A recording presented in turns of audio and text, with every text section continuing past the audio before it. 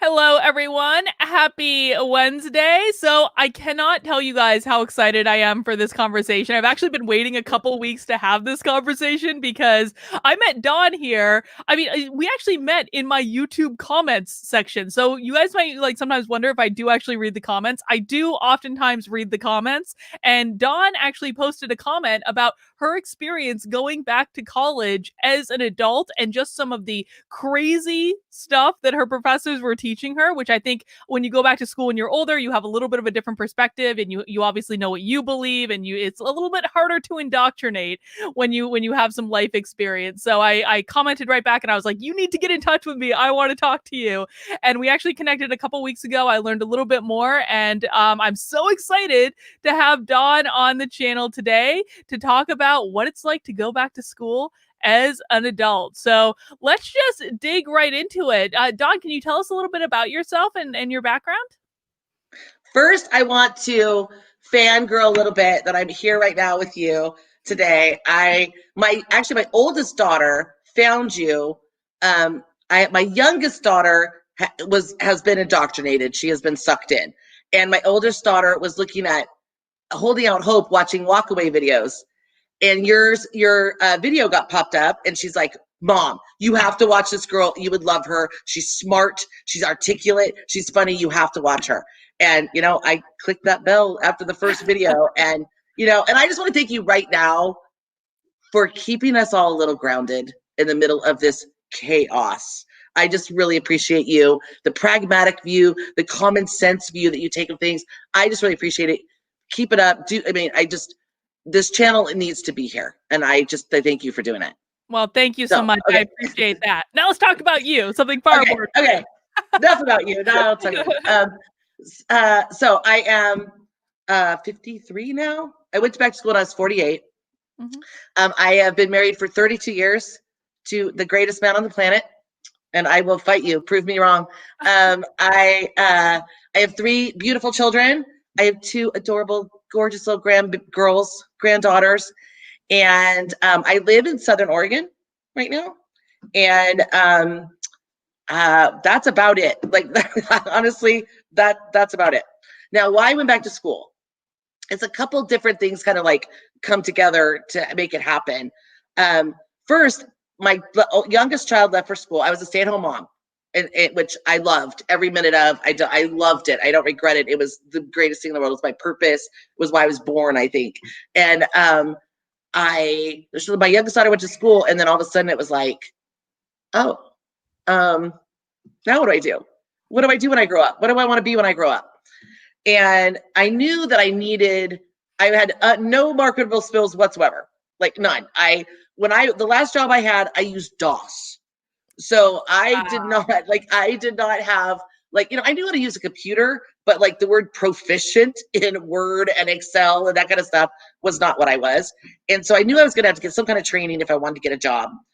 And then my daughter came home from college after the first semester, and she was just so excited about what she was learning. She was telling me all this stuff. She's like, Mom, this and this. And she was just super excited. And I was jealous. I was totally jealous. I was like, I don't want to be done learning. I want to learn stuff. And I realized, as an adult, you realize you have gaps in things that you don't know about. And I wasn't an uneducated person. I wasn't somebody I read a lot. I knew what was going on in the world. I wasn't just because I didn't have a college education doesn't mean, I didn't know, basic things. But I didn't know a lot about art. I didn't know about philosophy, stuff like that. And I started getting this vision of going to college and sitting around a table and discussing ideas and debating things. And I naively thought my life experience would somehow hold water, if I had these discussions. And so, I got okay, I'm doing this. I'm going to go back to school, and then at least maybe I'll fall in love with something, end up getting a degree in that, and then pursuing a career in that. That was kind of the hope. So I decided to kind of just dip my toes in. I took a couple classes the first semester. And I on purpose took a class in a humanities class about the Renaissance period, because my husband and I had a trip planned, and we're going to be spending time in Florence and Rome. And so I'm like, oh, this is perfect. I'm going to know about the architecture and the art, and I was going to feel like I'm going to be so educated when I go to Europe.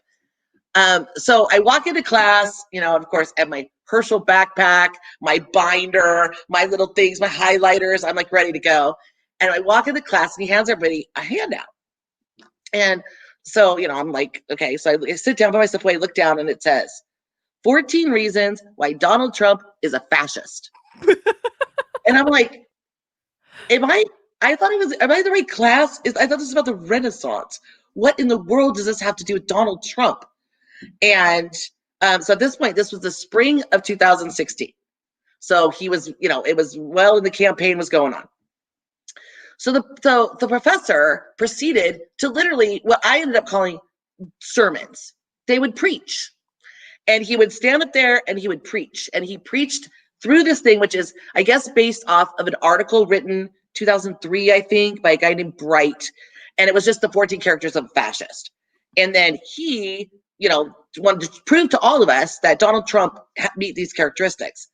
But as somebody who, I will thank my parents for teaching me to not believe everything I'm told and to literally research things. And I think that's part of being a Christian. Mm-hmm. Is if a pastor told us something, we didn't you weren't supposed to automatically believe it. You had to go check it out and see if it was really true. And I think that's helped my critical thinking. So I was like, this looks too specifically like Donald Trump, too specifically like Donald Trump.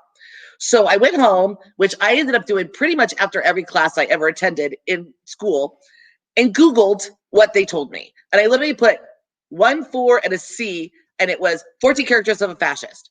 So I looked it up, and I was even smart enough to look up a few different versions to make sure it was the right version. And I compared the two, what he gave us and what the actual article was. He changed little words, he changed little things and just skewed it just enough. So it was still kind of true, but it was the only one I remember is nepotism, but he put daughter, son, son-in-law. So he made it just that much more specific about Donald Trump. And so being who I am and naive and kind of, I don't know, brave maybe, I printed that out, made a copy of his, circled the differences, and laid it on his desk. And I didn't put my name on it or anything, but apparently he figured out who it was that was doing these things because I didn't know that I just put a huge target on my back. It was a big target. And he spent the rest of the semester, bully is a big word to me. So I would say more try to humiliate me, try to embarrass me, try to discredit me for sure. And I remember a time that we talked about a lot about Catholicism, and which, by the way, is different than evangelical Christianity, but he put me in that, and that was fine. I have a problem with that. So one day he says to me, he's like, so Dawn, the token Christian in the room, and he would do this to me all the time. He called me out by name in the middle of lectures all the time. So explain Calvinism. I bet you don't. Do you even know what Calvinism is? It's a huge part of your religion. And I was like, okay, luckily, thank goodness. Again, shout out to my parents for teaching me more than just, Bible verses, history and doctrine and stuff. I knew what it was. And so I was like, in simplest terms, Calvin believes that God chooses who goes to heaven, who goes to hell. And he was like, do you believe that, Dawn? Do you believe that God sends people to hell? And I said, well, actually, no, I'm an Arminianist, and I believe that God chooses everyone, and they choose whether they choose God or not. And you can see the disappointment on his face. He wanted to get me so bad, and thank goodness that I knew what he was talking about. And then another time, we were talking about the Muslim religion, because again, in the Renaissance. And so he's like, oh, and by the way, Dawn, more Americans have been killed by white males than Muslims. I was like, oh, okay. And then I'm like, yeah, that does not sound right to me. So again, go. And the funny thing is, I had no problem ever finding the information that they, the things that they said, the statistics that they did. I never had a problem finding it. They were right there.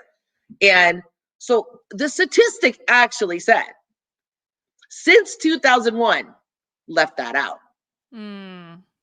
More Americans were killed by white males, not Christian white males, than Muslims.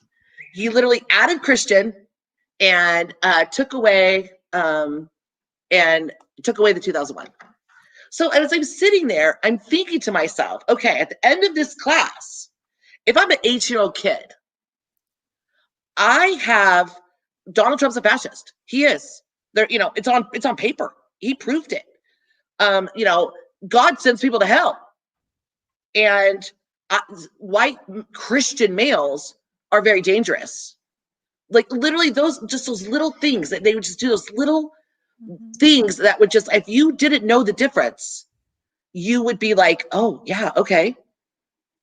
And yeah, that was one class. Well, and you had the foresight really or the life experience rather, to double check what this guy was saying, because something obviously like didn't hit you as like, this is not the entire truth to the situation. So I just want to put a fine point on what happened in this one particular circumstance. You walk into a class about the Renaissance, expecting to learn about the Renaissance. You get immediately handed a lesson about Donald Trump being a fascist. You then go do your own research, find out that the professor modified the article that he handed out to try to make it more convincing, but not necessarily basing it in any grounded fact about what is a fascist.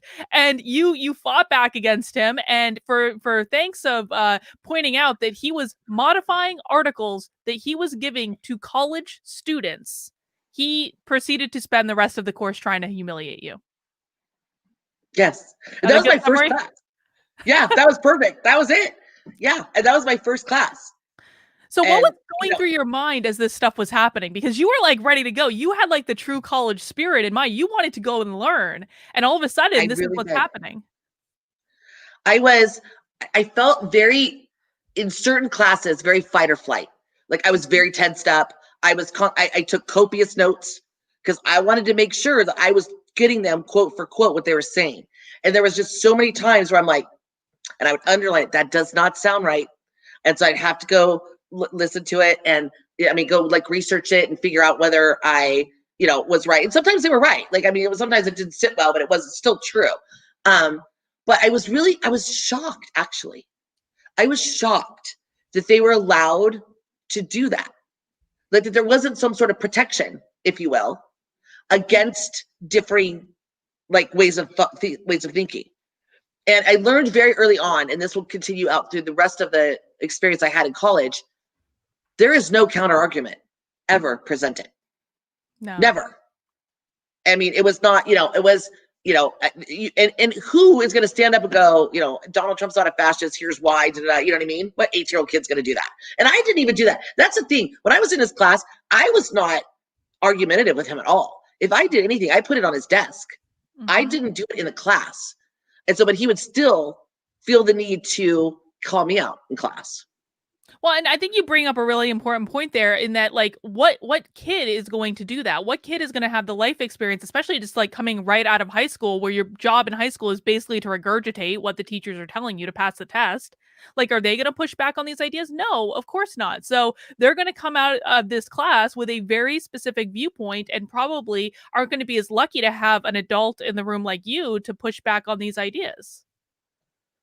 Yeah, no, I will tell you, not one time did I see a student, address the professor's thoughts or, ask questions about it.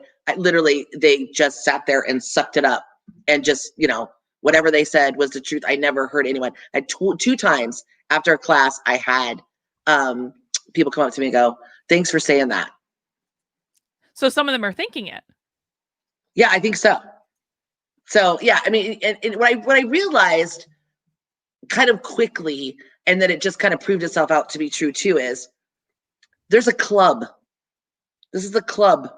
This is you want to be at the cool kids table. You want to be relevant. You want to be like thinking like the progressive, like, not the archaic way of thinking. Then this is how they think. And so, who doesn't want, when you're 18 years old? And what are you going to do? Literally go against all your peers? Right. Go, are you going to like be the one that says, wait, that's not true? Or do you want to be at the cool kids table at lunch and hang out with the people that are relevant? And that I saw that very quickly. Well, and it also strikes me too that like the amount of fact checking that you had to do after class to double check what the professor was teaching you, that's a lot of extra work. Yeah, I'll tell you, like, so that I was in a race and ethnicity class, and which was in itself a difficult experience. It was the fall of 2016, and so it was, election time, and this it was critical race theory before I even knew what that term was. It was, and to have people tell you you're a racist, you're a racist, and I'm like, I'm not a racist. And they're like, no, but you understand you're racist. And I'm like, well, it's like, okay, well, I have friends. I went to a school that was 30-40%, Black, and I didn't think anything about that. And racist was a huge word for me. I was a kid. My parents sat me down and made me watch Roots, and I saw Kunta Kinte get whipped, and that made an impression on me. That was a racist to me. Mm-hmm. That, a Ku Klux Klan, somebody that wanted to lynch people, that was a racist. And so to call me that really bothered me. That was really hard for me. And I mean, I was called that in every class. Everything I said proved to them I was a racist. I remember thinking I was going to make points naively.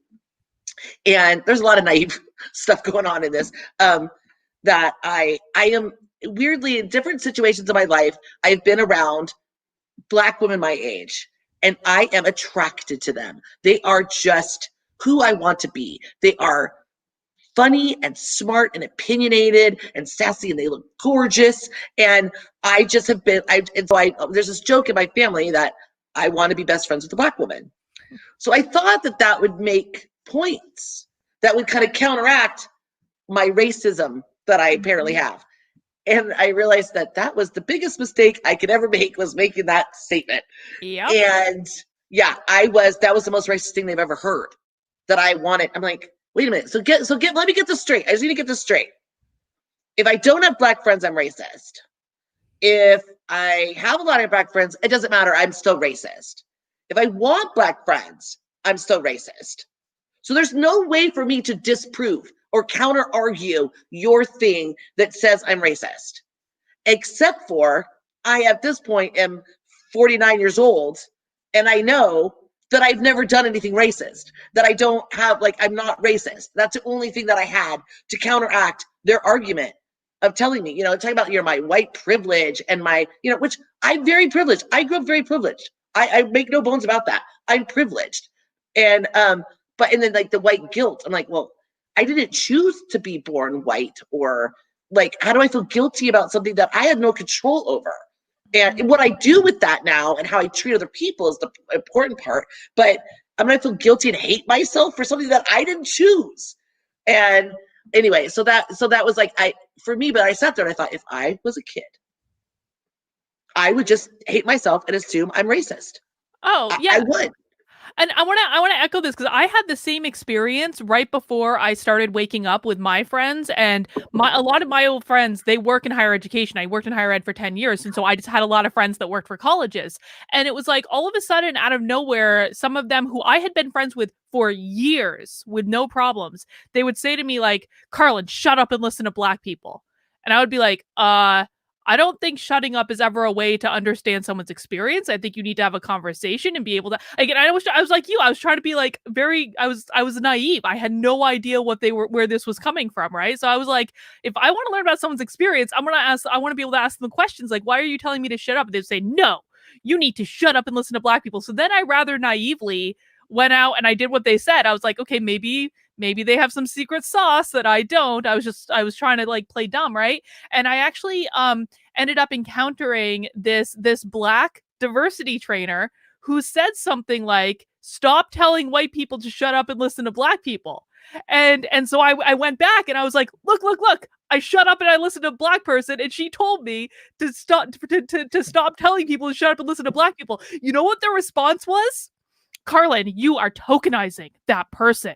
You found the one Black person that's saying that. And then I was like, okay, you're full of bunk. Block you. I'm done with this conversation. But it does make you feel like you're going insane, right?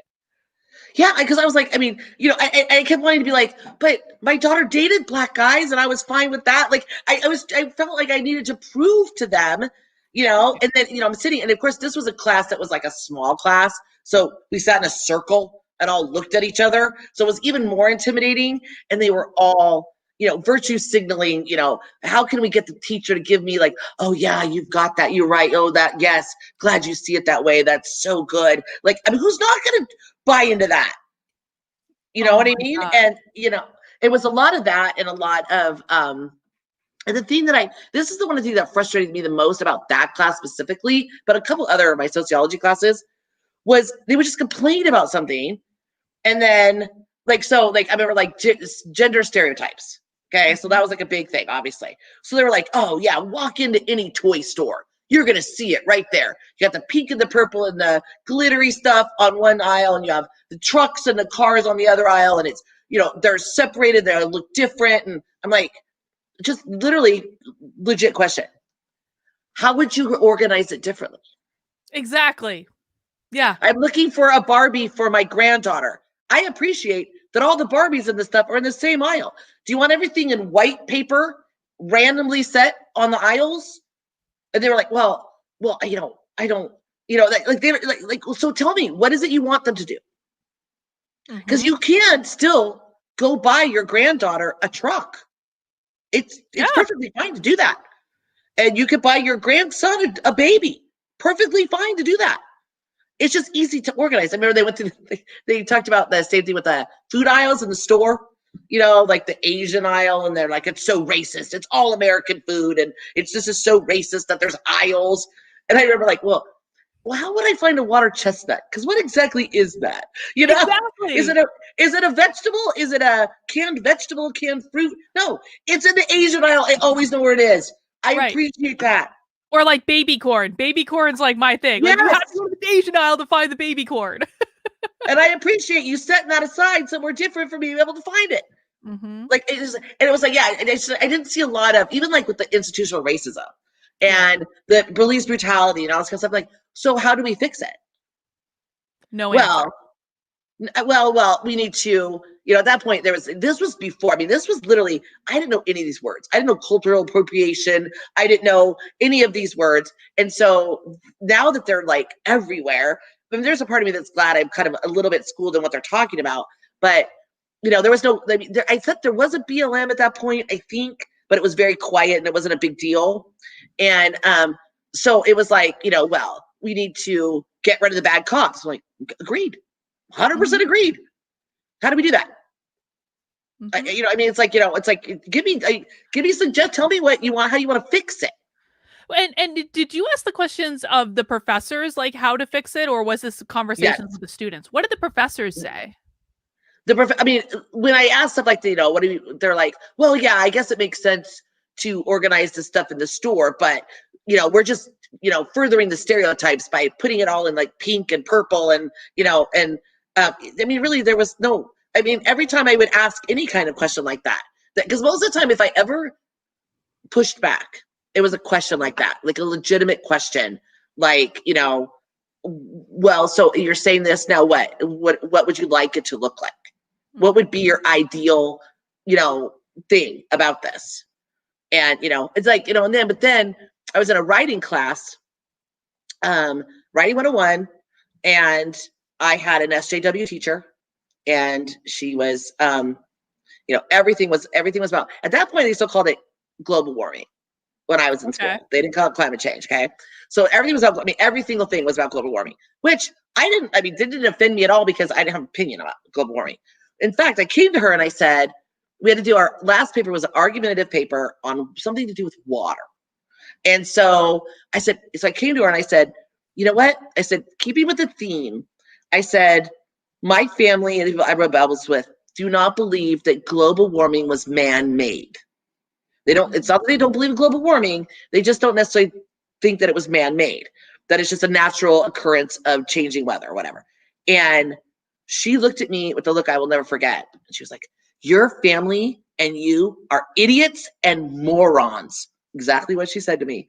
And I said, I would just like to educate myself about it so I could have an educated opinion of it. And she's like, no, you can't do that because there's no argument to it. Everybody knows it's true and there's nothing to argue about. So no, you can't do it.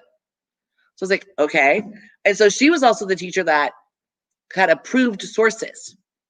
Only, let's talk about this. This is scary right here. Okay, what yeah, about this is Orwellian, this honestly. is Orwellian. Yeah. So we have to do a paper on something with water. So like desalinization or fracking. And so since she like wouldn't let me do the global warming thing, I'm reading through the stuff, like, you know, through the sources, because I don't even know what these things are. So I'm trying to read through them, and I'm realizing as I'm reading them that these are all pro desalinization, anti plastic water bottles, anti fracking. So I keep looking at the thing, anti fracking, anti fracking, anti fracking, and I'm like, there's no pro fracking. This, you know, there's nothing in here. So I go to her and I go, I can't just go to the library and look at academic sources and use those for a paper. And again, I didn't really have an opinion on fracking, but I assumed it was probably different than hers. Let's be honest. I kind of just assumed. So so she's like, no, you cannot use these are the sources you use. Only these sources. So I had to write a paper. No, okay. I want to put again, this is another thing I just want to put a fine point on. Like, she gave you, so when I was in school, I could use sources from any peer-reviewed academic journal. That was true of undergraduate, graduate, every other class. PhD, any peer-reviewed academic journal. What this professor did was to say, here are my list of approved articles that you can use, and you are not allowed to incorporate anything into your thinking that is not on the things that I approve. So she's literally spoon-feeding you her opinion. 100%. 100%. And so again, no counter argument. You weren't even exposed. I mean, of course, in the paper there was you know, they touched on, you know, people that, you know, the counter argument, but you weren't, you could not have wrote a paper on what the counter arguments that were in those papers. And yeah, you literally, I had to write an anti-fracking paper. I had no choice. That is what I had to write.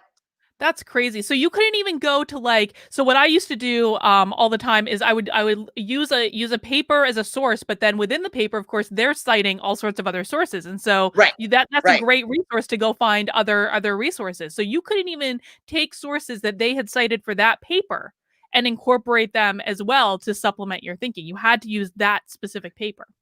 Had to use those. I mean, like literally, you know, a list of them. That was it, that you had to use that. So yeah, so if you're a kid, no wonder everybody's like anti-fracking. Like, I mean, if that, it was it was a very subtle programming. And that's literally, that's what I think. They would do these sermons, is what I would say. They would stand up and just talk about how bad Donald Trump was or how bad fracking is. And so as a kid, and they would never, if there's no counter argument, I mean, it's exactly what they're doing right now with Twitter and Facebook and everything, is we can't have a counter argument.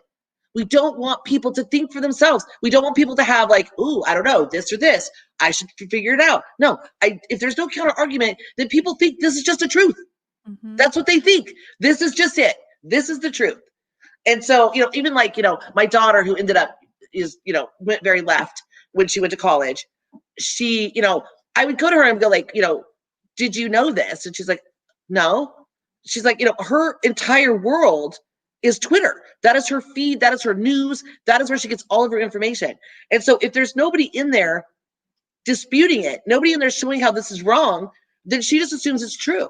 Like I just the other day talked to her and I said, you know that Biden is stopping the thing that Trump did, lowering the insulin and the epinephrine prices. And she's like, oh, I didn't even know Trump did that. Yep. And that just like sums it up to me. Like, you know, it's like, and so the, you know, in class, it was, I thought, you know, here I did, when I went to school, I thought it was going to be this exchange of ideas and this counter, like, you know, we were going to debate things and we were going to talk about, and, you know, and I didn't think I would always win or anything like that, but I thought that we were going to discuss things, and there's never a discussion. It wasn't a discussion. So you didn't have any experience in any of the classes that you took where there was like, you know, a back and forth or any sort of questioning. It was just the professors, here's what you need to know, and their opinion and only their opinion, and you were expected to accept it. Except for like a speech class, people did like different kinds of speeches and we discussed those. So like in a speech class, and that teacher, we could no holds barred. You could do whatever you wanted. And I actually did a late term abortion speech. And wow. How did that go? and it actually went really well. It actually, I mean, I showed pictures and everything, and I got an A on it. So but it was the thing, especially I took a lot of sociology classes, and so it was more like adding to the argument. Like the people in the class that would talk would be, well, yeah, because my cousin, da da da da da, and they're like, yeah, see, that's a perfect example of what we're talking about. Like it was more that than I never saw a kid once disagree with the professor, not one time, never, But and I wasn't super vocal in my classes, except for I would ask a question every once in a while. I never just said like, but da da da da. Like I never did that. It was more just a kind of a, I would try to get them to like see what something different, but and then but I did that race ethnicity class actually ended up being very interesting because the day after Donald Trump got elected, that was my class. Oh, wow. And how did that go? It was gnarly. Well, first I walk into the building and all I see is these groups of kids crying. And I was like, what? Did somebody die? All I could think about when I was in junior high and John Lennon died and everybody was huddled around crying. And I'm like, did somebody die? And then I'm like, I hear over the loudspeaker, Carla, over the loudspeaker. Due to recent events, the counseling center will be open until 10 o'clock this evening, call extension, whatever, make an appointment. I'm like, oh my gosh. Like, if you don't think that colleges are biased, then do you think they would have done that if Hillary Clinton would have won for me? No. Do you think if Hillary Clinton would have won, that they would have been like, you can get some counseling? No. So I mean, you understand this? Like, their team lost. Their club lost. And they were upset. And now you can come get counseling. And that was the most telling thing in the world. Yeah. And then I went into class that day and everybody's crying in my class. And everybody was, how can you vote for a racist? How can you vote for a homophobe? How can you vote for you're a white supremacist? I'm like, I'm not a white supremacist. Like, I don't even know what that means. I don't even understand that, unless you're wearing a white hood, I don't know what that means. I don't believe I'm any better than anybody else. And so yeah, that was that was the most difficult class in terms of I was the only one in that class that took that. Like, I mean, who if they were in the class they voted for Trump, no, you would have never known it. And it was just literally the teacher just sitting there letting everybody express themselves and just how awful it was. And so what does that feel like to be kind of in your shoes in that moment? I would imagine it would be a very surreal experience to be like, this was just a presidential election, this is not the end of the world, and yet everyone's treating this as though this is the worst possible thing that's ever happened. Yeah, like what was that like? I remember always thinking like, Obama was my president for 8 years and I didn't agree with his policies. I didn't agree with, his platform, but I didn't, because this is the difference to me. This is what I felt. I felt hated. I didn't felt disagreed with. I didn't feel even like patronized. I felt hated. And I think that's what, with my daughter having kind of done the same thing, like kind of be those people, it meant something to me because I felt like she hated who I was and what I stood for instead of just disagreed with me. And that's why I made it like a little deeper level. And, it was, all I could think about all the time, the whole time I was there, all I could think about was, thank God I'm 50 years old. Because I could not have taken this if I was 18 years old. Like, I mean, really, you would be, how could you sit there and like, literally they'd be like, everything I said, they'd be like, well, that's racist. Well, that's racist. Well, that just proves you're racist. Like, no matter what I said, like, if, I remember, the 2 hours of Halloween costumes that we had to look at that were cultural appropriation. And I was just like, all right, this is silly to me. Wait. What? Entire 2 hours 2-hour of class. Halloween costumes. Well, that and uniforms, sports uniforms. That was the whole class. You had to look at costumes and evaluate their racism? Yeah, oh yeah. I mean, just it's cultural appropriation, yeah. I mean, down to going to the Mexican restaurant for your birthday and putting a sombrero on and them singing happy birthday to you in Spanish is racist. It's racist. So I'm like, wow. But what if Anyway, it's so I Taco guess, Tuesday? I mean, yeah, if it's Taco Tuesday, then I mean, I don't know. It depends. Or maybe what if it's your birthday? I don't know. Yeah. So yeah, so that class was, but I will say, interestingly enough, that teacher asked me to go to coffee at the end of Oh, the semester. I want to get to that. I want to get to that in just 1 second, but I just want to say Okay. to everyone watching, if you're enjoying this conversation so far, please smash that like button for me. We've got like almost 700 people watching, only a couple hundred likes. Come on, you guys can do better than that. Smash that like button for Dawn. I really appreciate it. All right. So Do let's it, talk. please, or I'm Yeah. gonna feel bad about myself. we have to build Dawn up after she went to college for all of us and is sharing her experience.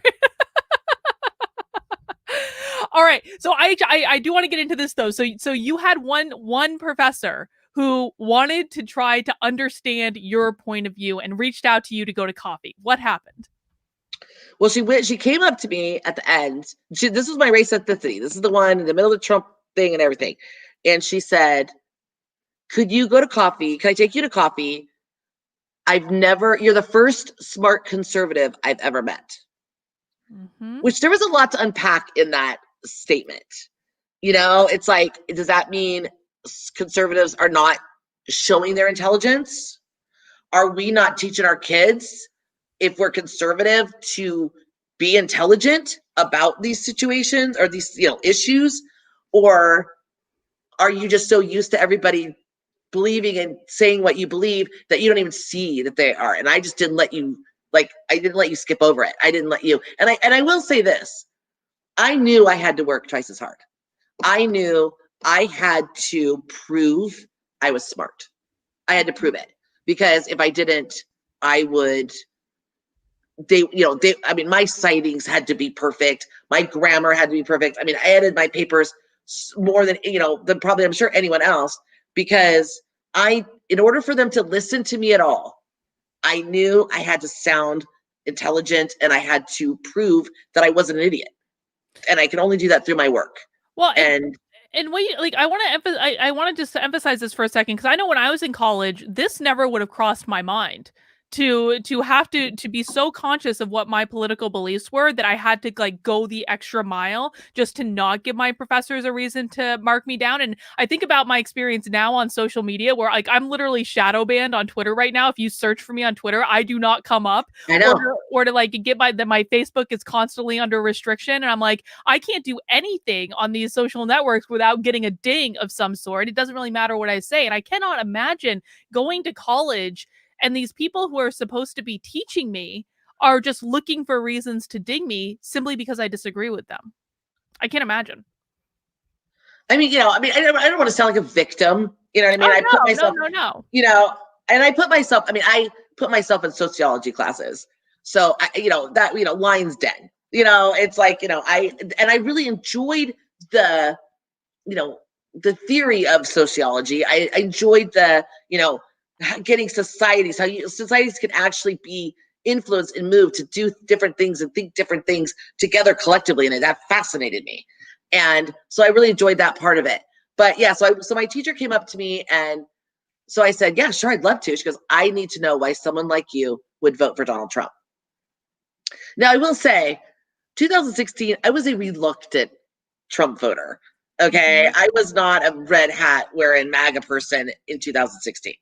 Okay. It was literally a vote against Hillary Clinton. And so it was, now, did his platform line up with my platform? But he had no experience. How did I know that what he said he was going to do, he was going to do? You know what I mean? So, I mean, I was like, gambling, going, well, okay, I hope he does what he says, because he has no track record. How did we know?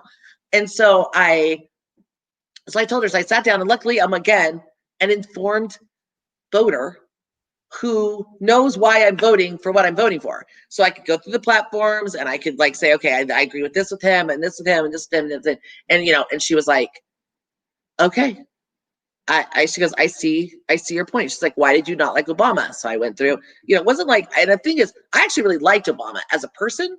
I thought he was very charismatic. I thought he was very good looking. I thought their family was just, I thought he was actually very ingratiating to me. I thought he was a really, like a really good, you know, the vision of a president. I think that he, you know, did, and so I didn't hate Obama. I just didn't agree with him. And so I didn't vote for him. And so, I mean, that turned a little bit more grim, like as the years went on and as the economy changed. I did hold him a little bit more responsible for that. And so anyway, so we had this 4-hour coffee. We sat down and I brought up to her, one of the statistics that she used a lot, that she skewed, was 97% of scientists believe in global warming. Mm-hmm. So I'm like, wow. And again, don't know enough about global warming to have an opinion. So I was like, wow, that's a lot. I'm like, wow, I'm thinking to myself, every scientist in the world believes in global warming. So I go and look it up, just off chance, like, I'm like, I gotta, you know, see if this is true. It actually, the statistic is 97% of scientists who wrote papers about global warming believe in global warming. Yep. But she never talked about that part. She never added the part that made the statistic actually what it is. And so she made you think that every scientist, I'm thinking every biochemist, every molecular biologist, I mean, everybody agreed with this. And that was not what it was. And so I told her, I told her about that. And I said, there's never a counter argument. You never talk about what, like, it, you know, that this is a school of thought on this, or this is why people don't agree with this or whatever. And she actually caught me later, another semester after that, and said that she has added some counter arguments into her teaching. You know, I don't know what that means. And I really liked her. I actually really, really liked her. And, you know, it was more the people in the class than it was her that attacked me. And, you know, mm-hmm. and she, you know, she was okay with that kind of stuff. I mean, for me, I kind of think like, you know, people who have only been in academia, and again, I spent literally, after I graduated from college, I spent the first 10 years of my career in academia. And so, I didn't know that. Oh, yeah. I mean, in different jobs. I wasn't a professor, but like I was, you know, you're in that college environment all day, every day. And so I think a lot of these people are kind of like victims of the system. And that's not to say they don't have agency. I think that they should be doing better. But when you know, think about someone that goes to undergraduate school, goes to undergraduate college, and then immediately, a lot of times, jumps right into graduate school. And then maybe they do a PhD program after that. They've already spent, you know, X number of years in academia. And then they go from that and they get their teaching job at a college, or they get their postdoc or whatever it is. They don't know what it's not like to be in academia. That's the biggest influence on their lives. And so if no one in academia, or very few people, are having these conversations with them about looking at different sources, looking at information in different ways, this is all that they've ever known, it makes sense that eventually that's going to cultivate a group of faculty that literally don't know how to think outside of that comfort zone. That's what they've been raised in. And I think part of the reason that a lot of academics are so, because, you know, as someone who worked on the administrative side of a college, the faculty were the enemy. We hated the faculty. They treated us like dirt. They treated us like interesting. Oh yeah, they treated us like we were dumb. And so it was like, you know, like, and I kind of see it as like, I liken it to doctors who spend their entire lives preparing to be doctors, and then they never develop social skills, and they're never out in the real world where they actually have to work with and get along with people. They just don't know how to do it. And I don't want to call professors that are doing this stuff victims, because they're not. They have full agency. They're adults. They should be able to, you know, get it together, just like I did, just like you did. But at the same time, I think that you know, there's reasons that this has been cultivated, and it's frankly separate from them. They're the useful idiots in the system that are perpetuating it. What do you think about that idea?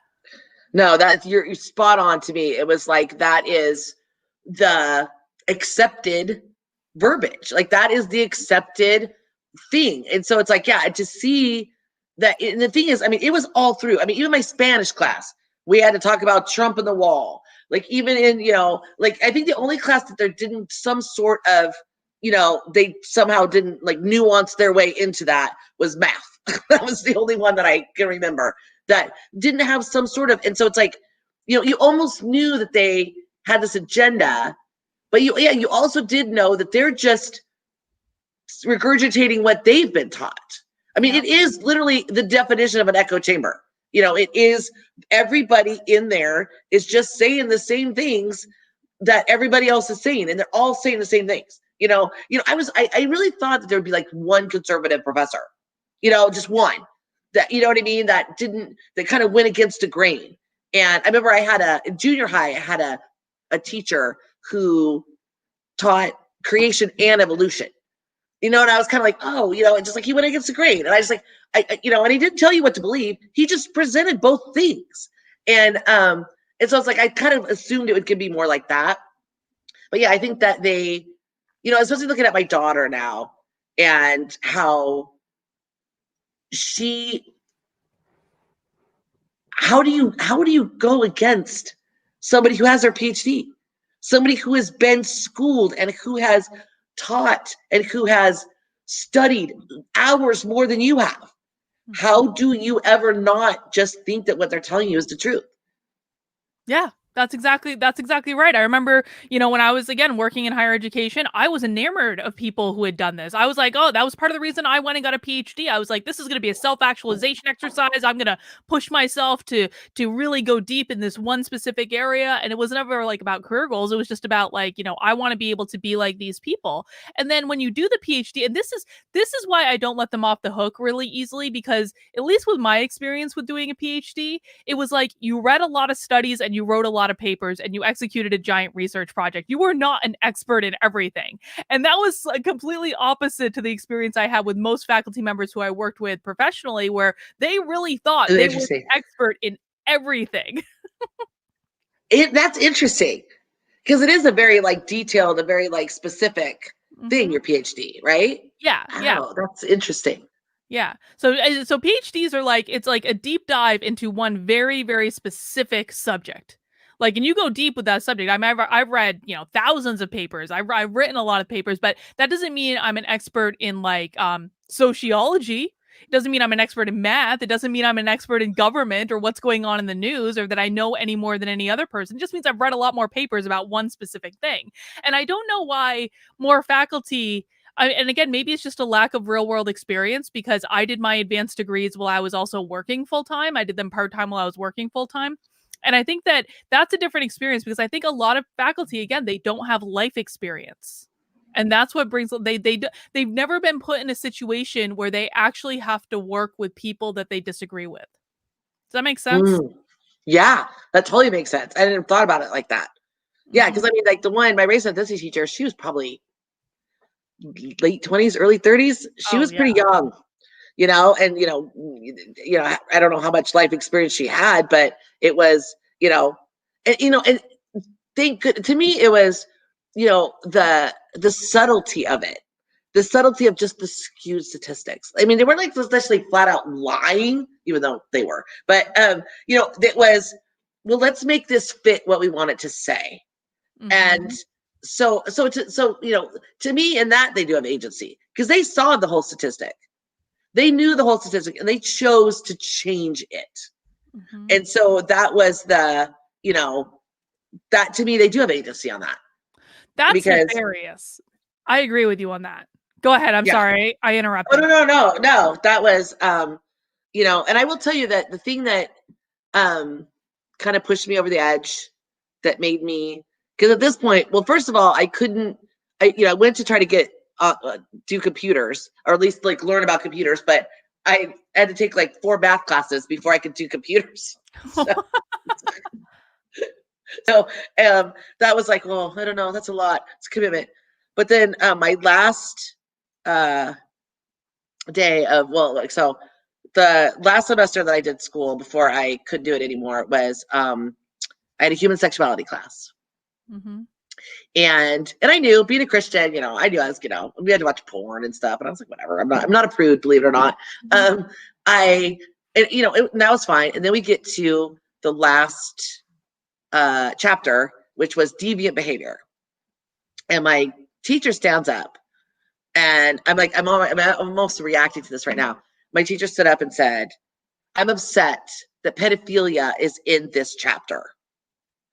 She said, it has been proven that people that are, attracted in that way, she never used the word children or kids. I very much remember that. She said, are born that way. Their brains are wired that way. And, at that point, I didn't know what the word triggered meant until that moment. I was a victim of sexual abuse by a pedophile. And I was like, wait, what? And I remember I just started shaking. My throat got like, when your throat starts burning because you need to cry. And you're like, I can't cry. I'm in class. And I'm listening to the people around me. And I remember this comment. Well, that makes sense because the most searched for porn is girls that look under 18. So I think guys just like young girls. Wow. And I was like, this is the discussion we're having right now? And so I finally raised my hand. I mean, I literally was like triggered. Like I was like, and I raised my hand. I said, but what about the victims? What about the kids? And this is what she said, and I will never forget as long as I live. Well, psychology has made great strides. And for people that has happened to them, that is no longer of any concern. I will never forget that no longer of any concern. And in hindsight, I wish I would have stood up and told her it is a concern. I'm a victim. This happened to me. The fact that I still can see the wallpaper right now of the bathroom I was in, this is not of no concern. And I got in my car and I cried for 20 minutes. And I said, you win. You win. You got me. I'm tapping out. I can't keep doing this. I just can't keep bucking up against all this. I just can't. It was just, I was exhausted. At first, my husband was like, oh, this is so great. You're so excited. This is so fun. And then finally, he's like, why do you keep doing this yourself? Why do you keep doing this? And I'm not the person that can just sit there and be quiet. I can't. I'm just not that person. That's not how I'm made. I can't just sit there and let them think that and not say, but wait, no, but what about this? And so, and most of the time I did it in my papers or in my discussion question things, but I written, not, so much verbal, but I just was like, I can't, it was evil. That was evil. To me, that was evil. And and the fact that this set, this was a pretty big class. All these kids now in this class can now accept that pedophilia is I don't know. She didn't use the word alternative lifestyle, but they can't be blamed because they're wired different. And that, there are no victims. There's no victims. They just need to there's a couple words from a counselor. They'll be fine. You'll be fine. It's like, that one, I just was like, this is, and it's a lost cause. It was, that was, I am not going to make a difference. This is gone. The educational system is indoctrinating our children. And, and the thing is, what the good part about my experience was, as my daughter was going to school, I could at least empathize or at least understand why it was so easy for her to become an SJW. Eventually she prostrated herself on a bridge in Portland for George Floyd. And I could see that, man, my professor, that would have been, you'd have got an A automatic in the class if you did that. Because look that you just proved for a little bit that you're not racist. That's so good. Good for you. And so I could see how that is. But if I wouldn't have had that experience, I wouldn't have understood how in the world that you could, think what you think. You know what I mean? I just, how you would just have accepted a whole different way. But it's so, and again, I'm going to use that like the cool kids. Like, do you want to be part of your generation? Do you want, the progressive, the evolution of mankind in your generation? Or do you want to, be like what your parents believed? Yeah. Yeah. Well, and it strikes me, Don, that when we talk about indoctrinating kids in school, sometimes people think like it's a really overt type of indoctrination that anyone can identify. But it seems to me like what you're describing is so much more subtle than that. It's indoctrination by omission of information, by omission of perspective. It happens slowly over time. It's constantly reinforced in every single class That's that they take. It's much more insidious than something that, like, you get put through the brainwashing machine and you come out as an SJW on the other side. I mean, this is something that happens over the course of years and years and years. exactly because I had somebody kind of challenge me once about, well, my experience, it wasn't like that in college. And I said, because you already agreed with everything. Like, you already agree with all of this. So you didn't, your little spidey senses or whatever weren't the same as mine. And so to me, it just reinforced what you already believed. But I think that what you're saying is that's the thing. It was like little, like I said, like little comments that ended up being huge ideas, like huge, world views. But it was just little comments. Yeah. And so it's like, okay, well, in this class, they said this. Well, then in this class, they kind of agreed with that. And then this teacher kind of said the same thing, but different. And I mean, before you know it, that is doctrine. That is dogma. That is what you believe. And, and I could see it. Oh, I could so see it, and and I could so, to some degree, understand it. Like, it's like, it's kind of like expecting people who watch CNN to really understand what's going on right now. Right. They're not exposed to the information. Yeah, they're just, I mean, unless you go look for it, unless you're curious, unless you question, you just assume they're telling you the truth. And I think that's what college does. I mean, the big scheme of let's get the media, let's get the education system, they have it. They have it, and when they are censoring Twitter and censoring Facebook, it's the exact same thing. Let's not let people see that there's a different way of looking at things, because that, and then I was like, why are you so scared of it? If yours is truth, why are you so scared? Because I mean, if you really look at it, the right isn't trying to censor anyone. No. You know what I mean? Like, no, we've never, like, I mean, Trump was president for 4 years. He could have censored people. He could have done that. But of course, we're not going to do that because, the exchange of ideas doesn't scare us, at least in my opinion. Well, and then it strikes me too that, and I want to ask about the reactions that you got when you would bring up different types of points of view and opinion. But when censorship happens today, or when they're trying to eliminate voices from the right today, anytime I see someone on the left get exposed to information from people on the right, they get angry. It's not that they don't get curious. They don't think, oh, where is that from, or what is the source on that. They get angry to the point where sometimes they're shaking and start yelling at you simply for presenting a contradictory piece of information to what their worldview is. Like, the cognitive dissonance is so bad that they just lash out in anger. And it sounds like at least that first professor that we talked about, he got angry at you too for kind of like showing him that he wasn't doing the right thing. Did you experience that when you were in school? I mean, definitely. I mean, he was the most aggressive, I would say, and he was the most in the race and ethnicity class. The kids definitely. That's why when I was saying, like, I felt hated. I felt not, I would have almost preferred patronized, like, oh, okay, you think that you're old fashioned, you're old, I would have understood that. It was hatred. It was, I mean, name calling. It was, you're racist, you're a white supremacist, that's a name, you're calling me a name. This is not just a concept. You are literally saying that you think this about me, to me, that something about me that is despicable, which that is a horrible thing to ever be said about anyone. And so easily you could just throw that at me. Like, I could never imagine sitting there and calling someone names. Like, I just understand how you even do that. And so that's why even with my daughter, I just had to tell her the other day, my youngest one that's left, she, I told her, I said, I have to apologize to you for something you don't even know. I said, I get angry with you instead of, because you kind of you're like the personification of all the stuff that's going on around me.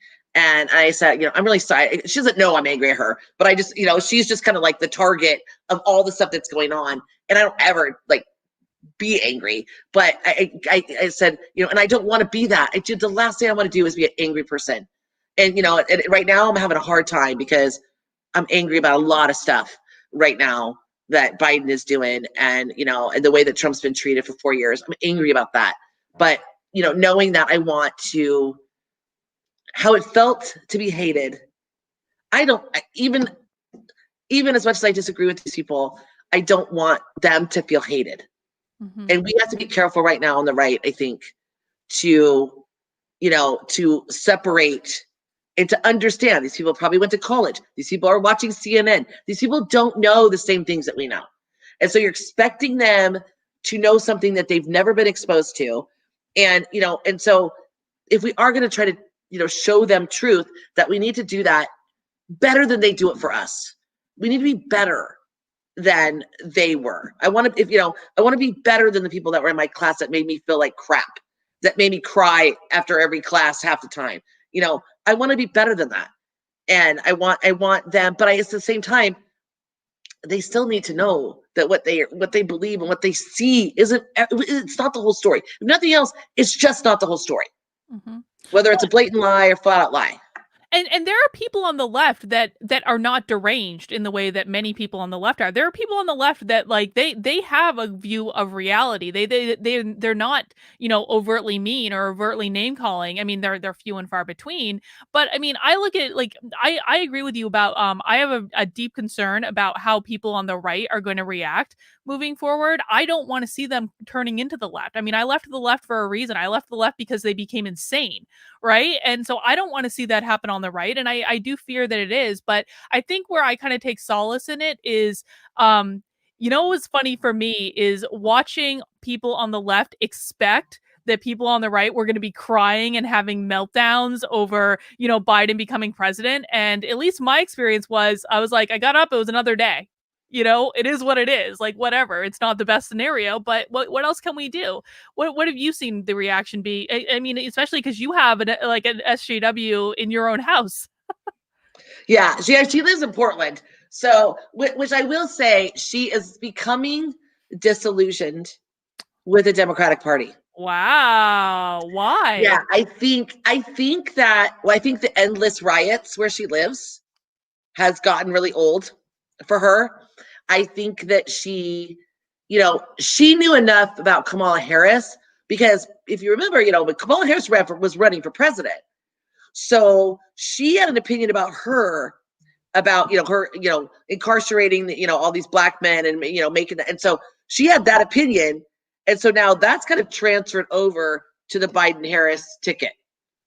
Mm-hmm. So like she, you know, it's funny how, like, they hated her at one minute and now, you know, she's great now, but she kind of kept that opinion. I think that the censorship is actually, I think, going to end up to some degree biting them back, you know, because she sees that. I said, you know, they silenced us. Is that okay with you? And she's like, no, it's not okay with me. She's like, no, that's, you know, bogus. And so, you know, and so I think that she's starting to see, and I'm, you know, I'm very careful with her. Now, I will tell you, my friends, you know, they run the gamut. People like, okay, this is what God's plan is. We get up, we do our own thing. I have groups of women who I'm on a group text who, you know, are, you know, we are devastated and we are sad. And, you know, and the thing is, you know, I kept asking my daughter, how did Donald Trump being president change your life at all? Mm-hmm. What did he take away from you? What did he do? I said, do you understand? 2 days after Biden became president, my ability to speak freely on social media was gone. 2 days. Nobody ever, what has Donald Trump comparably done to you? Mm-hmm. Nothing. And so for a lot of us, you know, that are, you know, I'm not devastated, it's not the right word. You know, I mean, I'm still living my life. I'm still doing my thing. I'm still, like, you know, I'm not in bed under the covers, you know, crying, but I'm concerned. I'm concerned as to what the future looks like for my granddaughters. I'm concerned as a Christian what the future looks like for me as a conservative. You know, when you hear stuff like cleansing and re-education camps, you know, you can't just be like, oh yeah, whatever. No, I mean, those are some serious things. And so that we are definitely And now trying to find people to listen to is so much harder. To find a community, to find, Fox News is dead, dead to us, It's like, okay, you have OAN or Newsmax, but, sometimes anyway. But so to find a community, to find people that know more than you know, telling you the truth is really hard right now. I mean, I agree. I had a conversation on this channel with a BLM activist last week, and he was saying to me, he was like, "Carlin, like, where do you go for news?" And what his insinuation was, like, he was expecting me to say, "Oh, I watch Fox or OAN or Newsmax," and I was like, and he clearly, I mean, the left still thinks that the right likes Fox, and I'm like, no, you guys don't. You need to catch up. It's dead to us. It's Fox dead. is dead to us. Except for Tucker, I still like Tucker, but everyone else I could take your lead. But I said to him, I was like, no, I don't trust any of them. Like, even like OAN and Newsmax, like we watch it, like knowing that they're right bias. It's like it's a bias towards the right. I mean, it's like it's their answer to MSNBC and CNN, and I don't think that's fine. But if I want news, I have to go to primary sources and I have to fact check absolutely everything because I don't trust anyone to report it accurately anymore. Like the news media and journalists all over the spectrum. And I have journalists that I find to be trustworthy and that I rely on because they've proven their trustworthiness. But it's so exhausting to have to even just follow the news. And it's powerless, Carlin. I feel sometimes powerless. Mm-hmm. Apparently, I believe my vote didn't count. And now my voice doesn't count. And now my ability to get truth doesn't count. Like I'm not even given the benefit of the doubt to like give me truth. And I grew up in a time where the news truly was the news. The truth, it became all pundits. I don't know when that happened, when there wasn't just, we sat and talked about what happened that day. Right. Now everybody has opinions. And so, I watched Walter Cronkite when I was a kid. My parents watched, and he literally just said, this is what happened. You don't have to go, well, what is, who thought what about it or who thought, and I'm like, where is that, Carly? Where is that? It doesn't exist. It doesn't exist anywhere. Is that a weird thing? Is that a weird thing to live in a world where we can't even find the truth? Well, even if it did exist, even if there was a news station that all they did is say, this is what happened without any additional commentary, there would still be a question in my mind of like, what aren't they telling us? Because you can't possibly report everything. So are they leaving? What did you omit? What did you omit? Yeah. Are they leaving Hunter Biden's laptop off the news and just not talking about it? Like, where's Hunter? Where's Hunter? Yeah. Because like this BLM guy I talked to last week, I asked him, like, what do you know about Hunter Biden's laptop? Nothing. He knew nothing. Yeah. He didn't know what it was. I was like, okay. And that's not my daughter only gets her news from Twitter. Yeah. So it's, Twitter's an echo chamber right now. And except for, the few voices that you can find. But so if, so many things, she didn't know that everything. I'll say, well, did you know this? No, she goes, oh, I didn't know that. Mm-hmm. And why would she? And if you're not going to, and who's searching, I feel like, here I am trying to figure out what the truth is. And then the rest of the world's just like, oh, that sounds good. That's good. That sounds good. We'll go with that. Like, that's the, if, they said it on, if Lemon said it, then it must be true. And, I had a guy, I got on a little comment war on Facebook with a guy, and he was like, I don't know what we were talking about, and probably the vaccine. And not a big fan of the vaccine. And he says, well, he's like, you're going to listen to some person on the internet more than the media? Yes. I'm like laughing emojis, all like, 10 laughing emojis. I'm like, 100%. Have they told us the truth once about COVID? They change it every 2 weeks, anyway. So I don't want to get on COVID, but that is, but even COVID, how do you find the truth about COVID? How do you know what the truth is? Right. And now Fauci's like, you have to wear 2 masks if you want. Like, okay, Fauci, you were wearing 1 mask for months, and now you're saying it's only really effective if you wear 2. How dare you put those innocent people's lives in danger by only wearing 1 mask for months? It's like you killed people. Yes, you killed grandma. You hate grandma, Fauci. So crazy. Yeah, and that's the other thing too. Like I would, because I wasn't a big. I wore masks because I follow rules because I'm on the right, and we follow rules. We pay our taxes, we don't burn down buildings, and we follow the rules. That's what we do. And I wore masks when I had to, but I wasn't a fan of masks at all. And people were like, oh my gosh, you are so selfish. You're so selfish. And I'm just like, again, such aggressive, it's such like inflammatory language.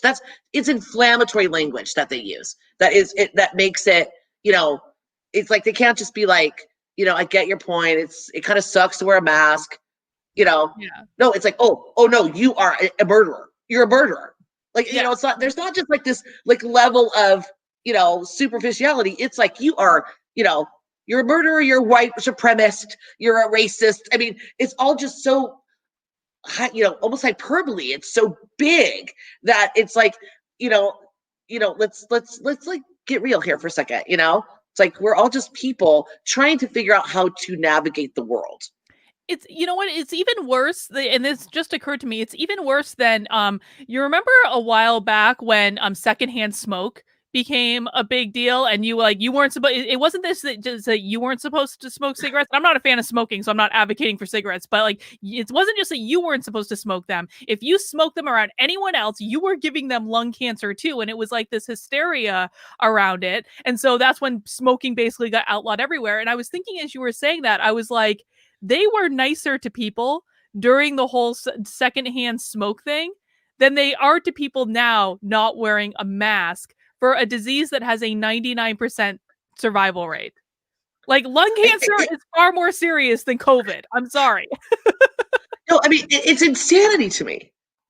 It's insanity. It's the fact that we are shutting the world down, that we are doing all this for literally a thing that your immune system literally most likely is going to be okay with. I mean, you might get sick. Yeah, I mean, it exists.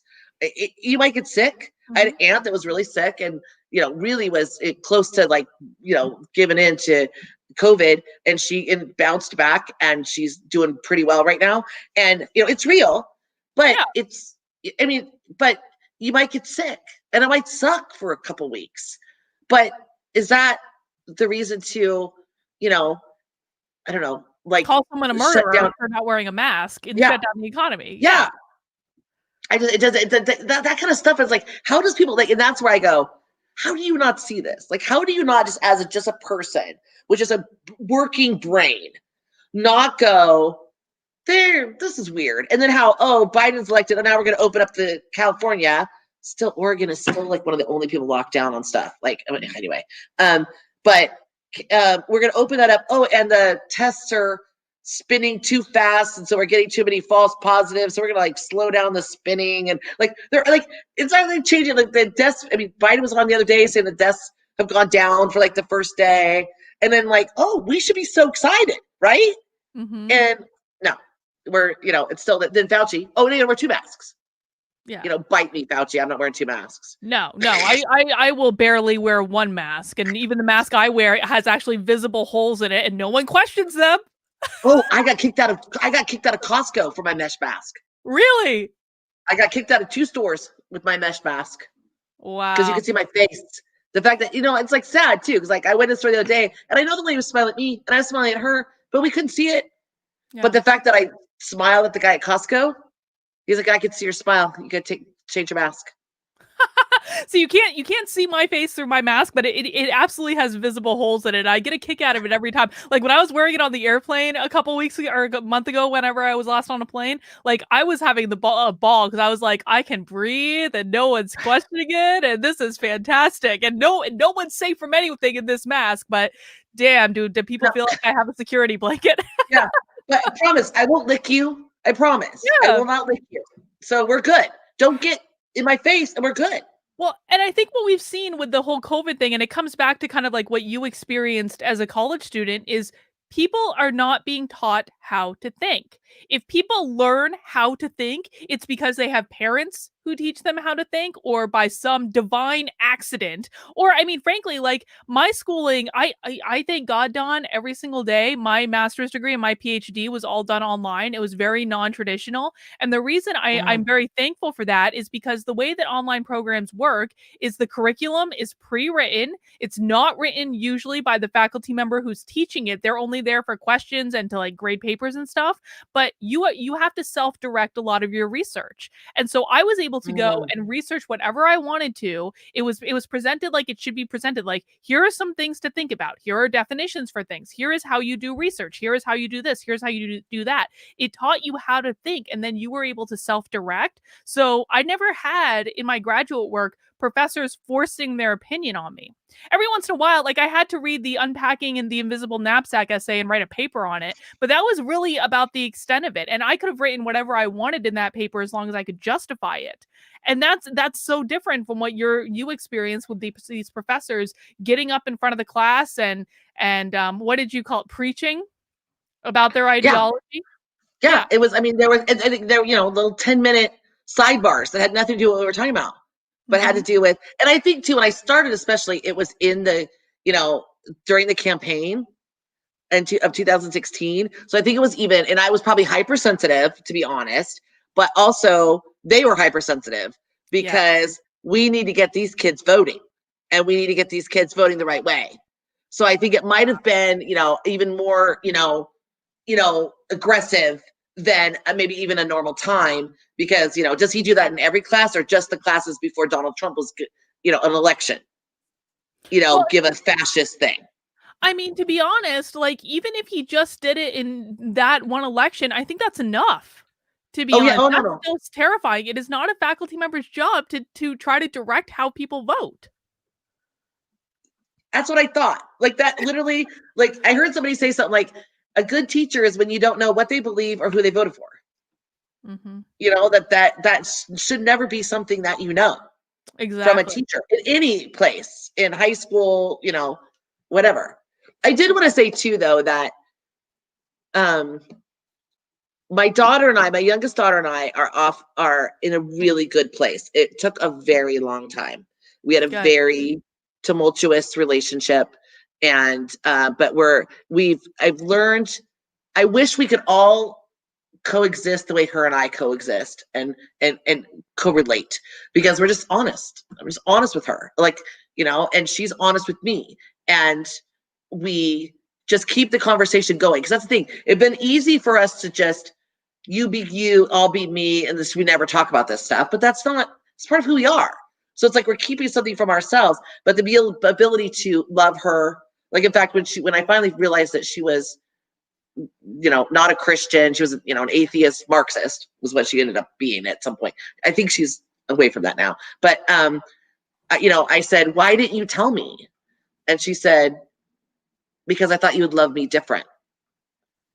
And that, and I was like, that has stuck with me forever. And she's right. I had to learn to love her different. And I think right now I'm having to learn to love America different. I'm having to learn how to love the people that disagree with me on Facebook different. I'm having to see the population, and going to school actually helped me see why this is the way it is. It gave me the why. It gave me the understanding of these people agreed with all their teachers and, believed what they were told. And then they watched CNN and MSNBC, and that just confirms what they were already told. And so, so I'm like really trying to figure out the compassion for that, like the understanding of that, and going forward, because I think that is going to be an issue in the next 4 years.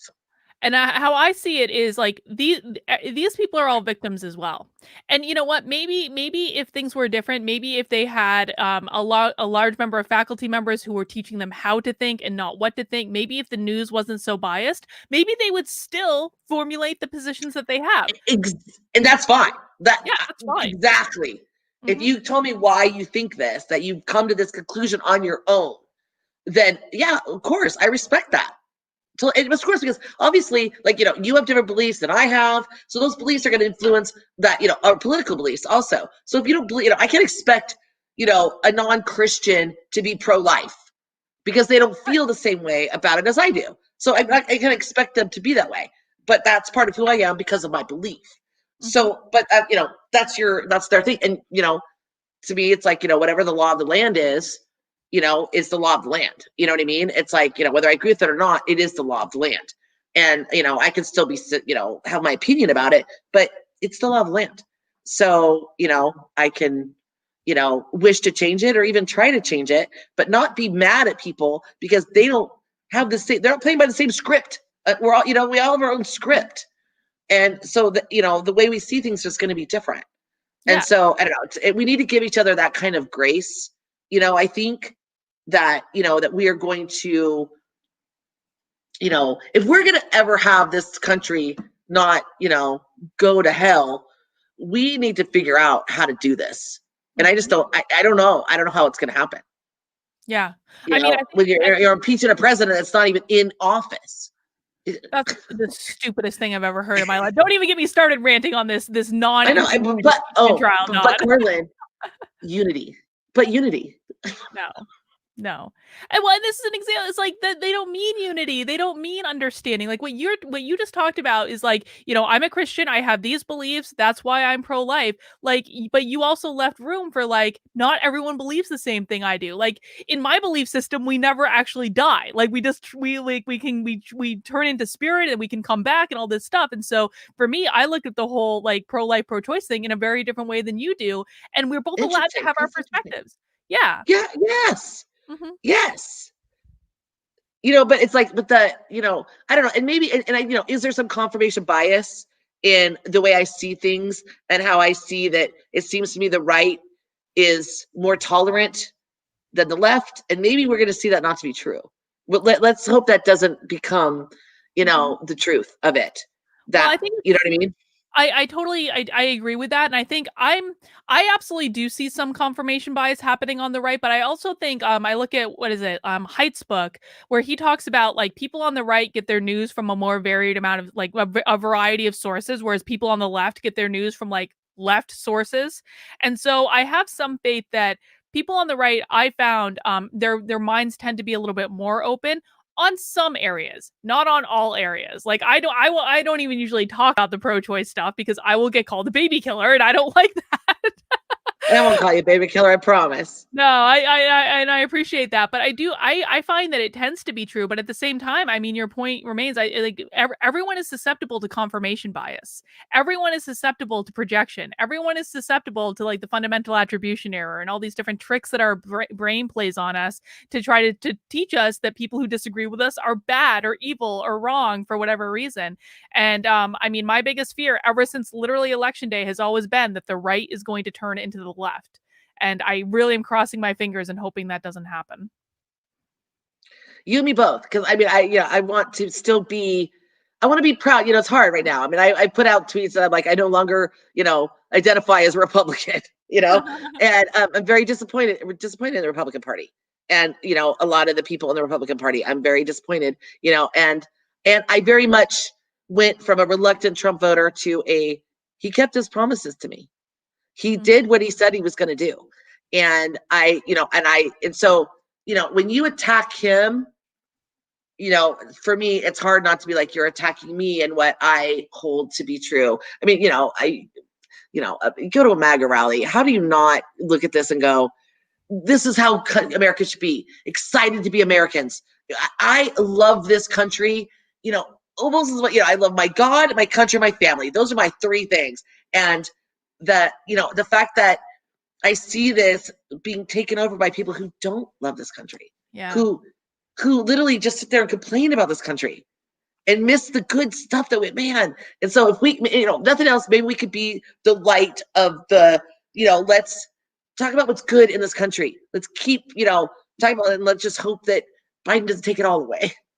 Well, I mean, it's funny because I was thinking as you were saying that, like right before he left office, Trump released the 1776 Commission report about like, patriotic education in America and the things. Yes. On day one, Biden rescinded it. Day one. How is that bad to be patriotic? How is that? In what country is it? I mean, even communist countries, you're like made to be patriotic. It's like, it's the weirdest thing to me. It's funny because I live, in a kind of a conservative area of Oregon. Believe it or not, there is one. I have, the other day I walked my thing and there's 44 American flags in my neighborhood. And it's sad that I assume that they are all Trump voters. Yes. Mm-hmm. Is that that's a sad commentary on the country. It is. That if you have a flag, you must be a Republican, or at least, support Trump. That Democrats don't care enough about the flag. Like, that makes me, it makes me sad. It makes me sad for my granddaughters, and it's like, what is the world going to be for them? Like, is everybody going to hate this country? Yeah. And how I look at it is like, we are legitimately privileged to live here. Everyone who lives here is blessed to live here. And if you want to talk about privilege and understanding your own privilege, well, you should understand how privileged you are to be born and live in this country. I'm married to an immigrant. Like, he is flabbergasted at some of the things these people say simply because they don't have an appreciation for what this country has given them. Like, almost, how dare you? Yeah. Like, how dare you? Like, are you kidding me? People, right now there's 10,000 people trying to get here. It's like, because we have something special here. It's something special. This experiment is special.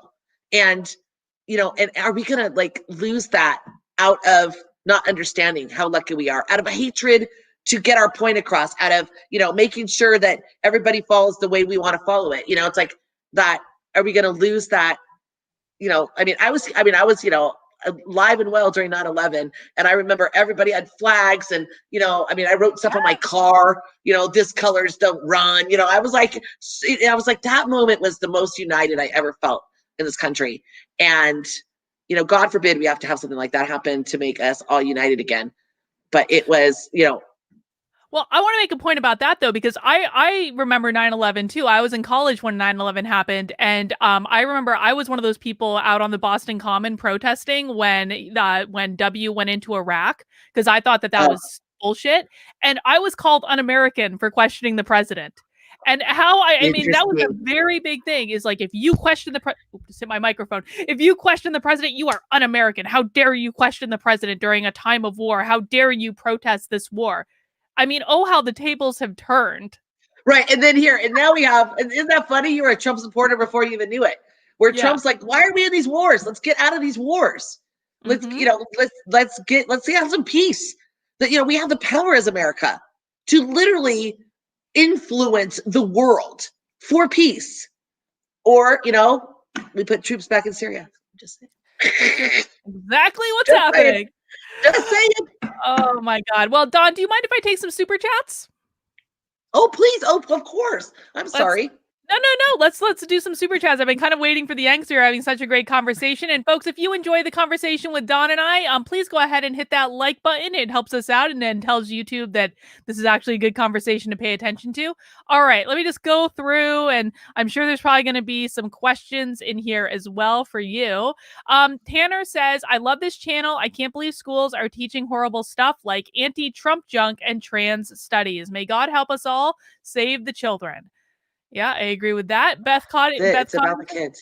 Yeah, I mean, and I don't have a problem with, like the trans stuff as much as some people do. I don't think that children should be taught to be trans. And I have a very, I don't like medical transition before 18. I think there's just too many X factors, and it's, once you make that decision, you can't go back. But I also think I don't know. I have an unpopular opinion on this, and that, this is actually an issue. There are trans people in the world, and that we should be loving and accepting of them. But the trans people that I know just want to be treated like everyone else. So they don't want to be treated special or have a whole thing made out of it. So, amen, sister. I completely agree with that. Yeah. Beth says, so sad. I have family members who have children in school, and I'm not sure they understand the damage they are doing with their propaganda. Do you think that the faculty members that you had understood really what they were doing? I think they actually firmly believed it. I think they thought it was truth. So I think what they thought, they were teaching truth. And so I think they were 100% behind it. I don't think they look at it as an agenda. I think they look at it as, I'm enlightening these kids to what is the truth. I agree. Rin says, I'm a Gen Xer and had wonderful teachers in college. How did that change in just 20 to 30 years? I mean, this is a question I have as well, to be honest, because I mean, I did the only part of my college that was a traditional college education was my undergraduate, and that was at Boston University. And I really don't remember a lot of this woke stuff. And I don't know whether it's that I was on the left and so I just didn't see it. I mean, there's certainly things I remember, like my international relations professor taught us that communism was the highest evolution of society. But it wasn't a big portion of the class. It was just something he said off the cuff and it kind of stuck with me. I don't know when this changed. What do you think? Honestly, my honest opinion is when Donald Trump came on the scene. Yeah. I think it threatened them. And all of a sudden there was a different narrative that was popular. And I think that scared them. Like that, there was someone else saying something else. And I mean that, and I don't know if that's true. I don't know if they always taught that. I felt like I was right at the right time, at the right place to see the change, to see that it happened. I mean, I don't know. I that's totally, conjecture because I'm not sure, but there was something that was, loud that was going against them. Totally. Jeff Horton says, in my day, ill-informed peer pressure was to drink, smoke, and use drugs. Today, it's think of white people as evil white supremacists, and country that you live in is inherently evil. Just say no. I agree with that. Can't we just go back to college being like smoking weed, and that's like the worst thing that happens? I like that. That was a good one. Yeah. It'd probably be a lot nicer place to. People would be a lot less angry if it was happier. Yeah, they'd be happy. Yeah, for sure.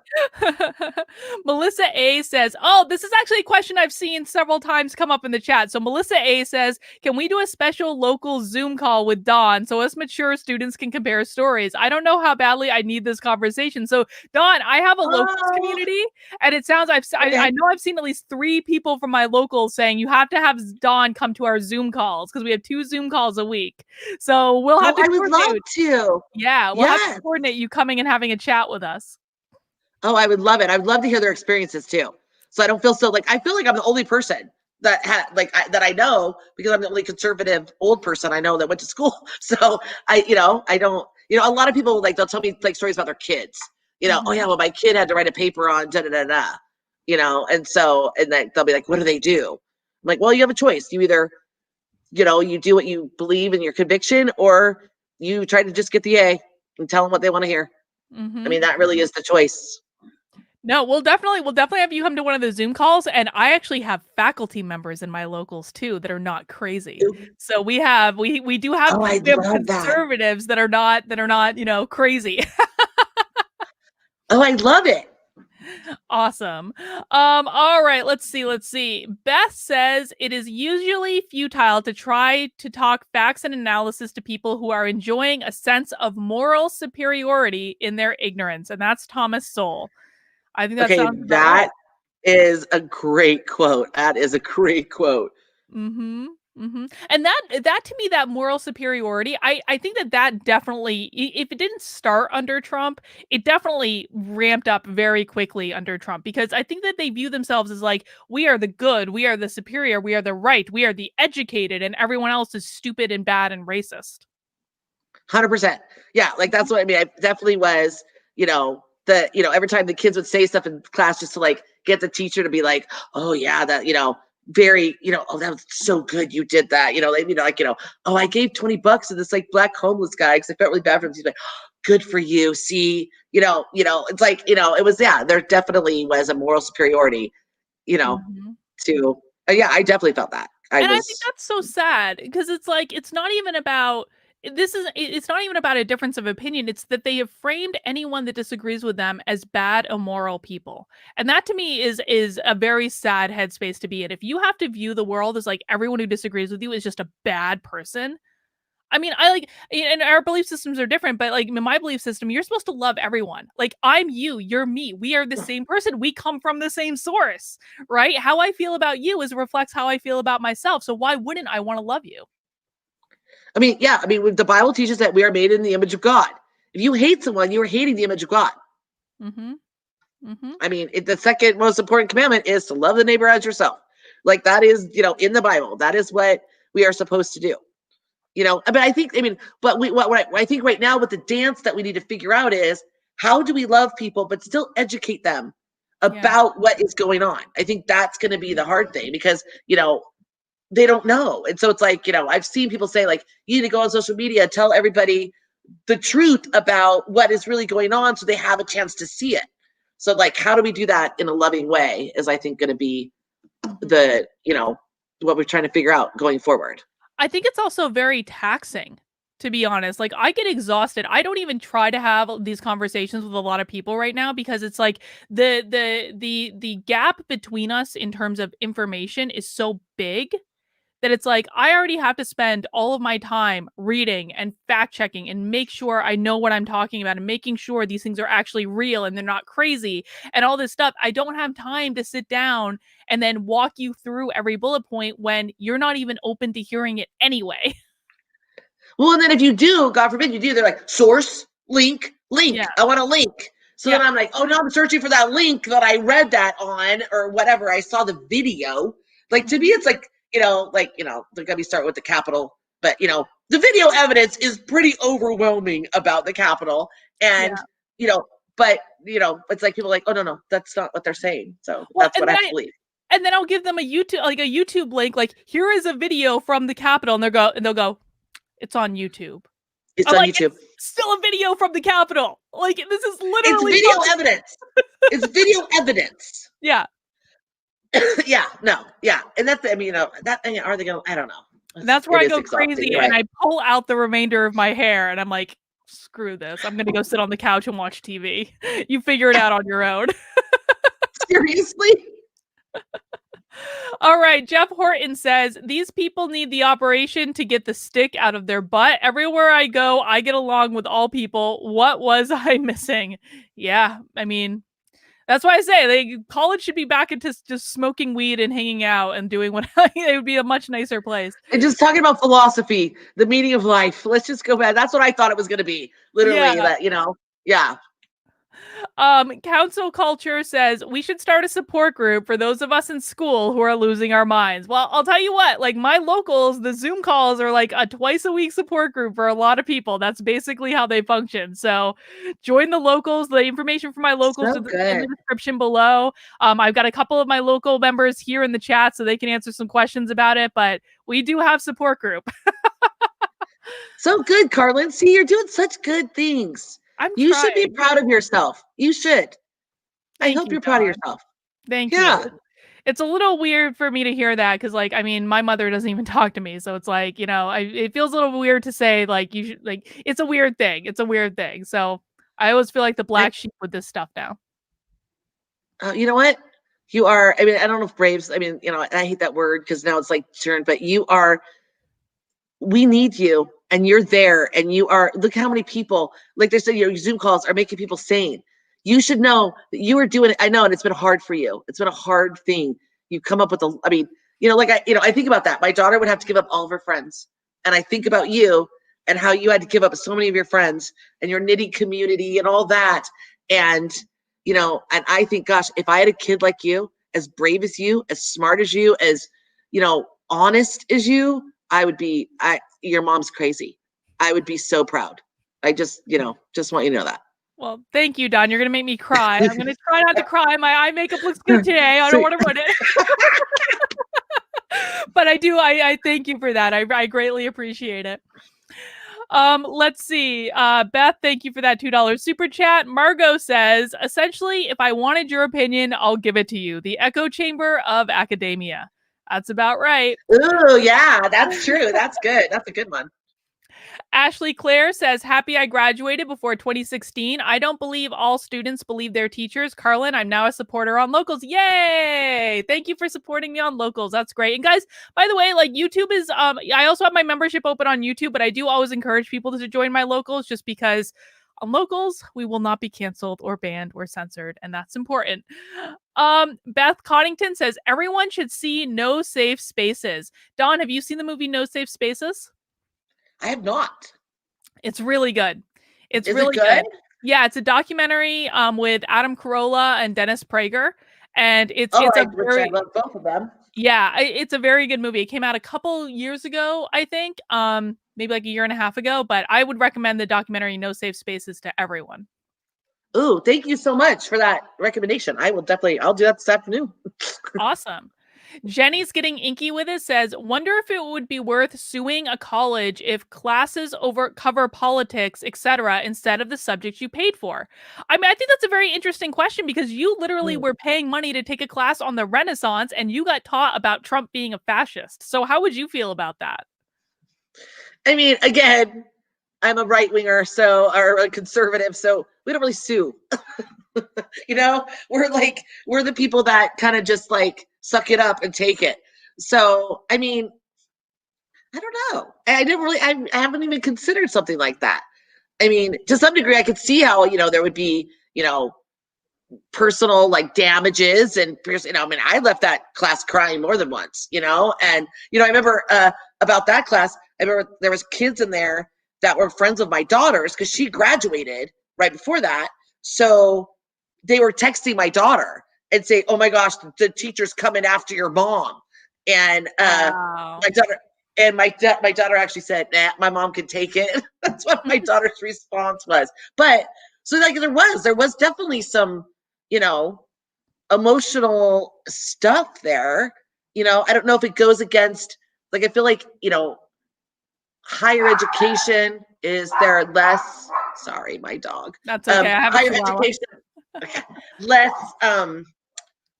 you know, is it more like open-minded? I don't know. Like, I kind of thought, I mean, I wasn't stupid. I knew I was going to come up against stuff that I didn't agree with. I mean, that I knew. To the extent and to the aggressiveness of it, I wasn't. So I don't know. That's an interesting concept. Because so then where does that go from there? You go to high schools, you go to junior highs. I mean, like, where does that stop? Yeah. Where, or maybe that's exactly what it needs. Well, there is actually a lawsuit in Nevada right now. A mother, and I actually covered it on my channel. A mother is suing her son's high school because the high school was forcing him to do this SJW stuff and like talk about personal information in front of the class. And so they're actually getting sued for it. And there's all Chris Rufo has put together this whole coalition of like over 100 lawyers who are ready to go after school systems that are doing this stuff. So I don't know about suing for not teaching the subject matter you paid for, but there is definitely going to be a wave of lawsuits hitting schools this year. I'm absolutely sure of it. And maybe that's how we stop it. I mean, that's the thing. Maybe we need to quit being so suck it up, roll over, take it, sit down, shut up. Maybe we need to actually stand up and start doing stuff like that. Yeah, I think that this is the big lesson. I think that the right is at least starting to learn with this Biden presidency, which is like, no one's coming to save you. Like, it's time to actually get out and do stuff. It's not enough to just like say, Carlin, we just vote in November and that's what we do. No one is going to save you if you don't start speaking up and doing stuff. And I know it's uncomfortable. I know it's not the thing you want to do, but it's the only way this stuff is going to stop. Yeah. All right, let's see. Doris Day. Oh, no, wait. Paul Eastling says, Carlin, I went back to school in 2016 to get an electrical trades degree. No one got triggered there. Working in trades requires mental toughness. Yeah, I mean, and trade schools are another great option for people. You don't have to go and get like a bachelor's degree or a liberal arts education. 100%. Like that, I knew I was in the lion's den. If I would have went for just some, they had like medical assistant there, I probably would not have had the same experience. 100%. Yeah. And you make a really good living and career off of trade schools and not get like massively in debt like a lot of these kids who are. Yeah, Go ahead. My husband is a cabinet maker and he does very well and never went to college and does very well. And just because he learned a trade. And I also which saw he learned in high school, by the way. Exactly, right? It's top class. Funny, yeah. And I think about like I think it's such a waste a lot of times for kids to go to college right after high school because you don't even know what you want to do then. And so you all of a sudden have to pick out a major, which is supposed to be the thing that you're doing for the rest of your life at 18, 19 years old. It just makes absolutely no sense. Like, I thank God I had some sense and I was like, I'm going to get a communications degree because at least that's practical and I can do a lot of stuff. But I mean, I don't know. It's like that was it was kind of like luck of the draw with that. It's like I had some sort of practicality about it, but these kids that go to school and they're like, I'm going to major in art or I'm going to major in music, and then what am I going to do with the $120,000 of debt I have coming out of school? Yeah. Can we talk about this for just a second? Because this is another one of the things that I saw. I went to school on a Pell Grant. It was free. People talking about free school. I had free. They paid me to go. I made more money off the Pell Grant than it cost me to go to school. And that was a community college. So, but then it's like, okay, I could have probably done well, got a scholarship, went to the university that like funnels into that university for very little money. Now, I have a daughter, my youngest daughter. She had a full scholarship up at Portland State University, decided that it wasn't a good enough school, and went to UCLA, and now has a ton of debt. And so I'm like, okay, when you're talking about free education, if you do it right, if you don't care about the name brand, of your, your diploma, then, but I will tell you, her first job that she got, her first corporate job she got, they interviewed her because she graduated from UCLA. So even though she has an art history degree, speaking of, she went pre-med and ended up art history. So that's always the way it works with pre-med. I remember I was told during my college orientation, and I wasn't even pre-law or pre-med, so I don't know why I got this lesson, but they said during my college orientation, if you came in pre-law, you're probably going to end up pre-med, and if you came in pre-med, you're probably going to end up pre-law, because that's just like tends to be what happens. It flips for some reason. That is funny.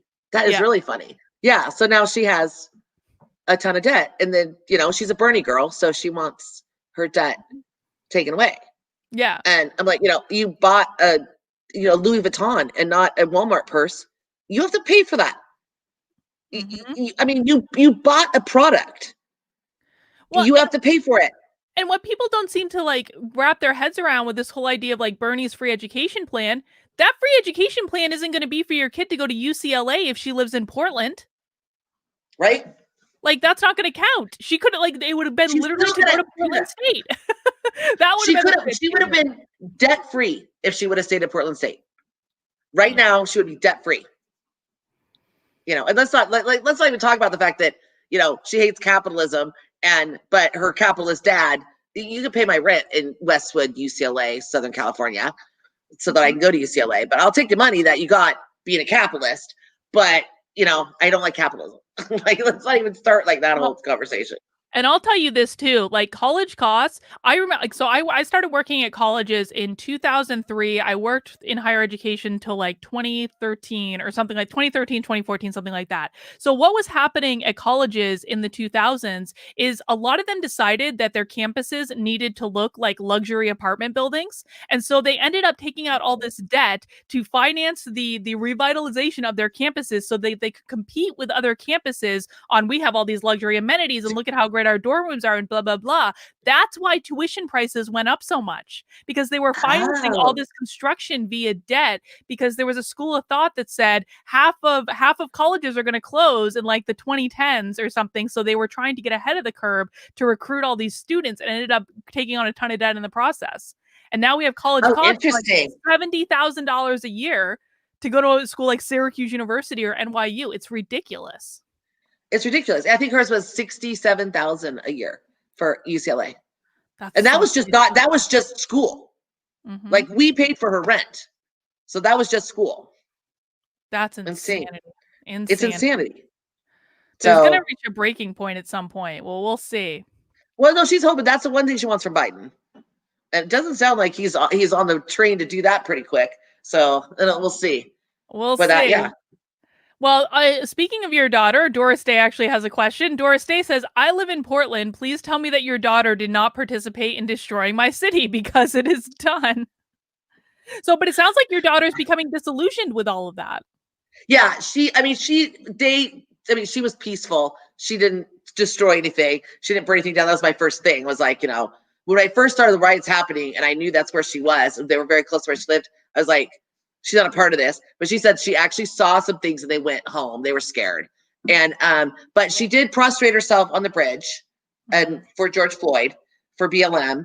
And but because for a while there, I will tell you, for a while in Portland, it was so, hey, because remember, this is during COVID and these kids have been locked in their houses.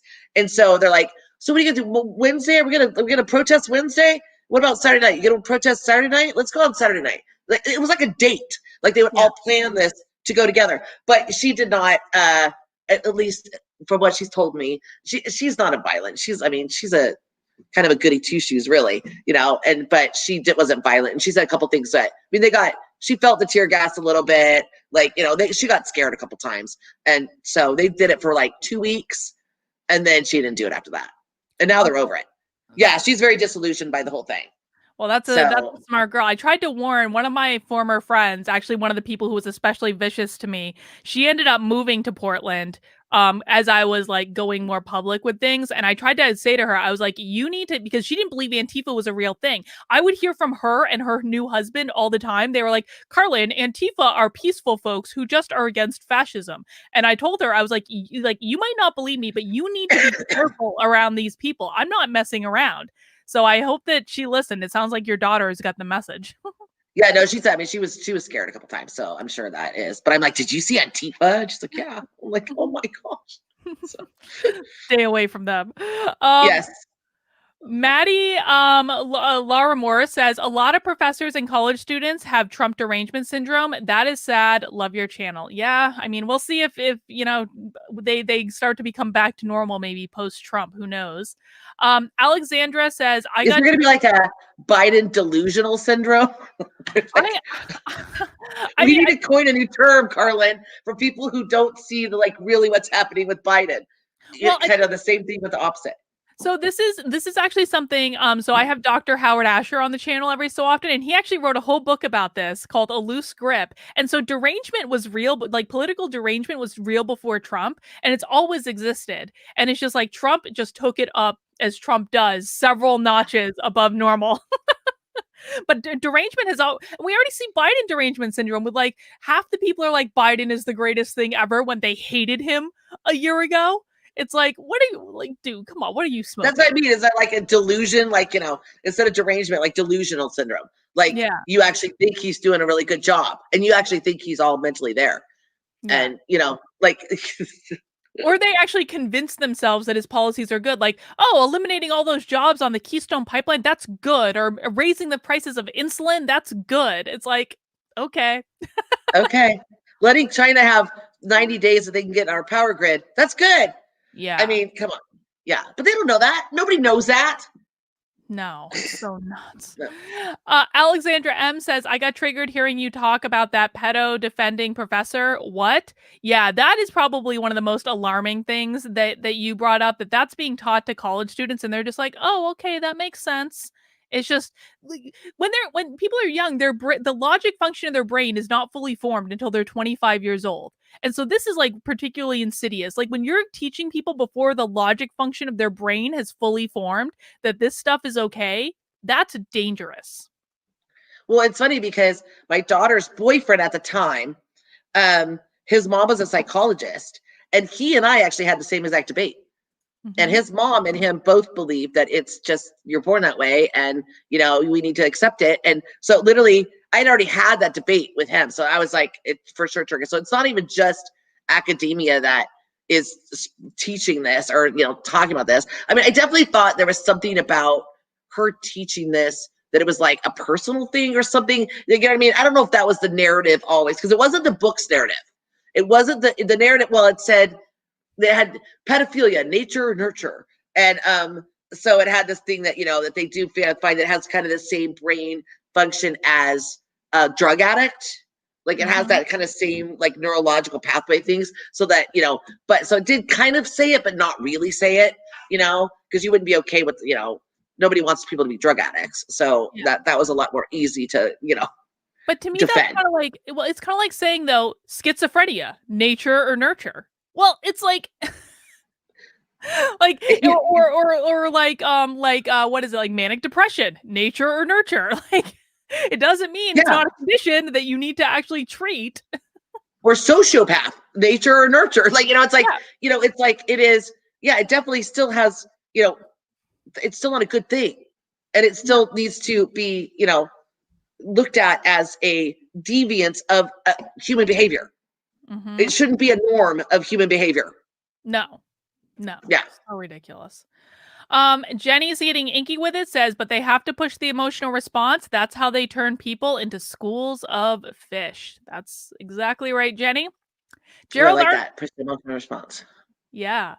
Gerald Armstrong says, I'm going back to college full time as a 38-year-old military retired guy. I may have an advantage over the kids as far as not being brainwashed. Dawn, do you have any recommendations or advice for people who are going back to college when they're older for what to be prepared for? I mean, I think fact check. It really did help me to, you know, kind of like your my spidey senses or whatever you want to call it would get like, that didn't sound right. And so to actually go and fact check it, just so that you know for yourself. Like sometimes I fact checked it and it was right, like what they said was right, and so I'm like, okay. And then other times, although don't do it on Google, find a different search engine. Um, but do like do that and know what the other side, you know, I think we get the difference that from us than like the left, I think, is we're exposed to the mainstream media. We're exposed to the narrative. We're exposed to what is, going on. And so I think we come more equipped, especially as an older person. Like, I don't trust CNN. So, if it's on CNN, I'm gonna question it. Where if you're an 18-year-old kid who's not watching CNN either, he's looking at Twitter. So they're just ready to believe whatever they hear. Where I think, being 38, you've lived some life, especially in the military.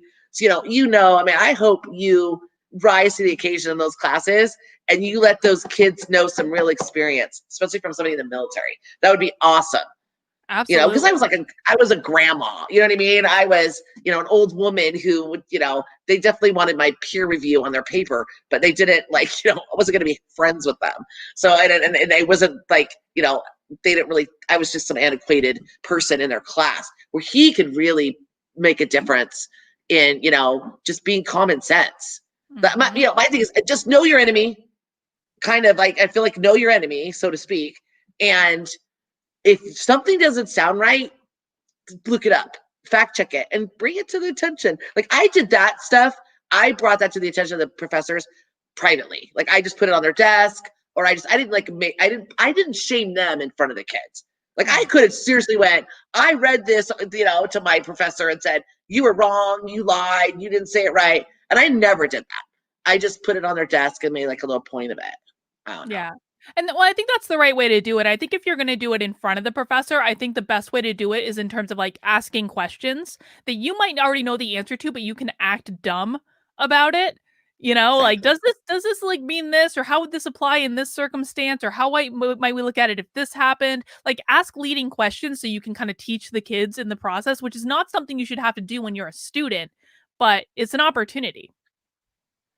Yeah, but I think I think part of, we've lost curiosity Yeah. as a people, as like, you know what I mean? Even news wise, there's nobody like doing hardcore investigative journalism. And it doesn't exist anymore. And so I think that kind of that same kind of, I used to like look at my daughter and want to shake her and be like, you're in there somewhere. I know you're in there. It's like she was brainwashed, like hypnotized. Like I remember saying to her, like, one thing, just tell me one thing that you disagree with the Democratic Party. So I know that you're still thinking. So I know that you're still in there. And she's like, I don't know. And I'm like, are you serious right now? I'm like, I can tell you 3 things that I don't agree with the Republican Party. Mm-hmm. Yeah, let me know you're still in there. So it's like, to me, it's like that. We need to get kids to like, are you in there? Tell me that you're still thinking, like show me that you're still thinking. That's just all Mm-hmm. I want. Like if you come to the conclusion on your own, then fine. I respect that. But if you're just letting them tell you what to think, it's a tragedy to me. It's a tragedy. We've lost our curiosity about things in life and differences. And I don't know, it's sad.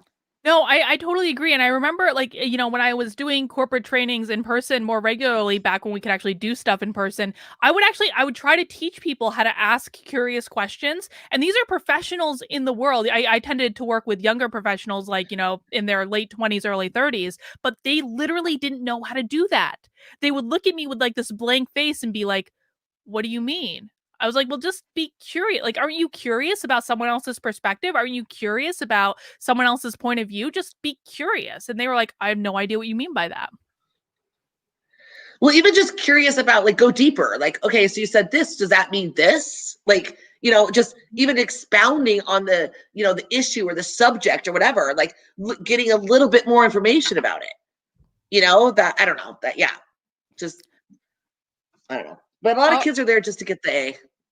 That's very true. I was adjuncting for a while, and this was a while back. But literally all the people in the class wanted was an easy A. That was it. They didn't want feedback. They didn't want discussion. They just wanted an A. And I did not give out easy A's. I was like, if you're going to get an A, you're actually going to work for the A, and you're going to write papers without typos, and you're going to show up and that sort of stuff. I got the worst reviews for not giving out easy A's. And I was just like, screw this. I'm not wasting my time on this. You don't want to learn. You just want to grade. No, the number one question in college is this going to be on the test? Yeah. Is this on the final? Is this going to be on the final? That is the number one question asked in class. So they're like, I'm going to pay attention and write it, which is sad. And it's true. The education is wasted on the young.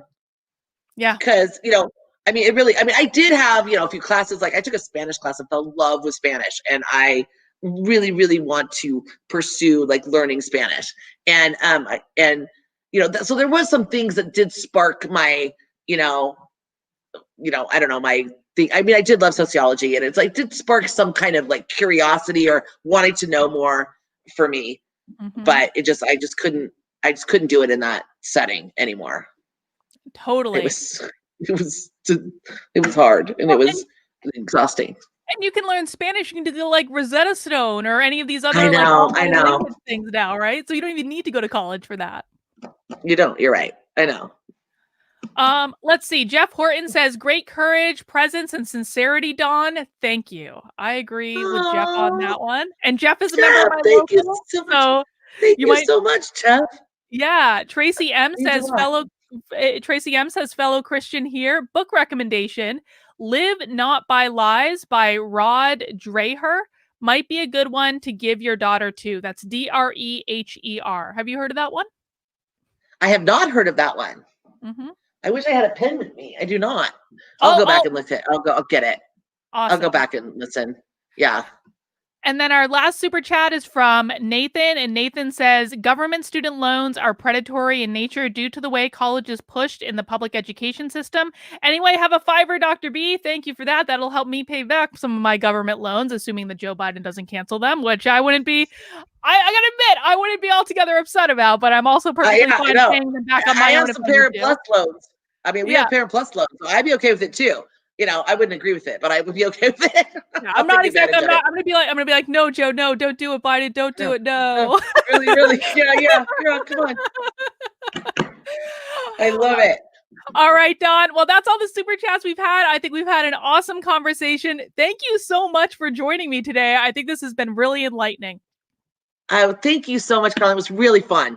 It was nice to be able to talk about this experience. I have not been able to talk about it, like, really with it, in any sort of way. So I really appreciate having this time, and, keep it up. Awesome. Well, I will, and we're going to get you coordinated and come into my locals and do a Zoom call with us. It's going to be great. I'd love to. Oh, sorry. I just had a little tickle in my throat. That's okay, because we're wrapping up. But guys, oh my God, hang on. It's always at the end, right? It's not COVID, people. It's not COVID. No, it's not COVID. It's just because I've been talking for 2 hours. Yeah. All right, guys, that's all we have for today. Now, I do have another live stream tomorrow at 2 p.m. again with Truman, Return to Reason, who's also a member of my locals. And we're going to be talking about kind of where do we go from here with censorship and cancel culture, and what do we think is going to happen under Biden? And really, we're going to be talking more about, like, how do we handle this? What can we expect to see in terms of additional crackdowns on free speech and the things to watch out for? So that's going to be at 2 p.m. tomorrow on this channel, and it's going to be a great little chat. Dawn, again, I want to thank you for coming on with us today. You were amazing. And guys, thank you for hanging out in the chat and spending some time with us. That's all we have for right now, but I'll see you guys very soon. Bye. Thanks, Carlin.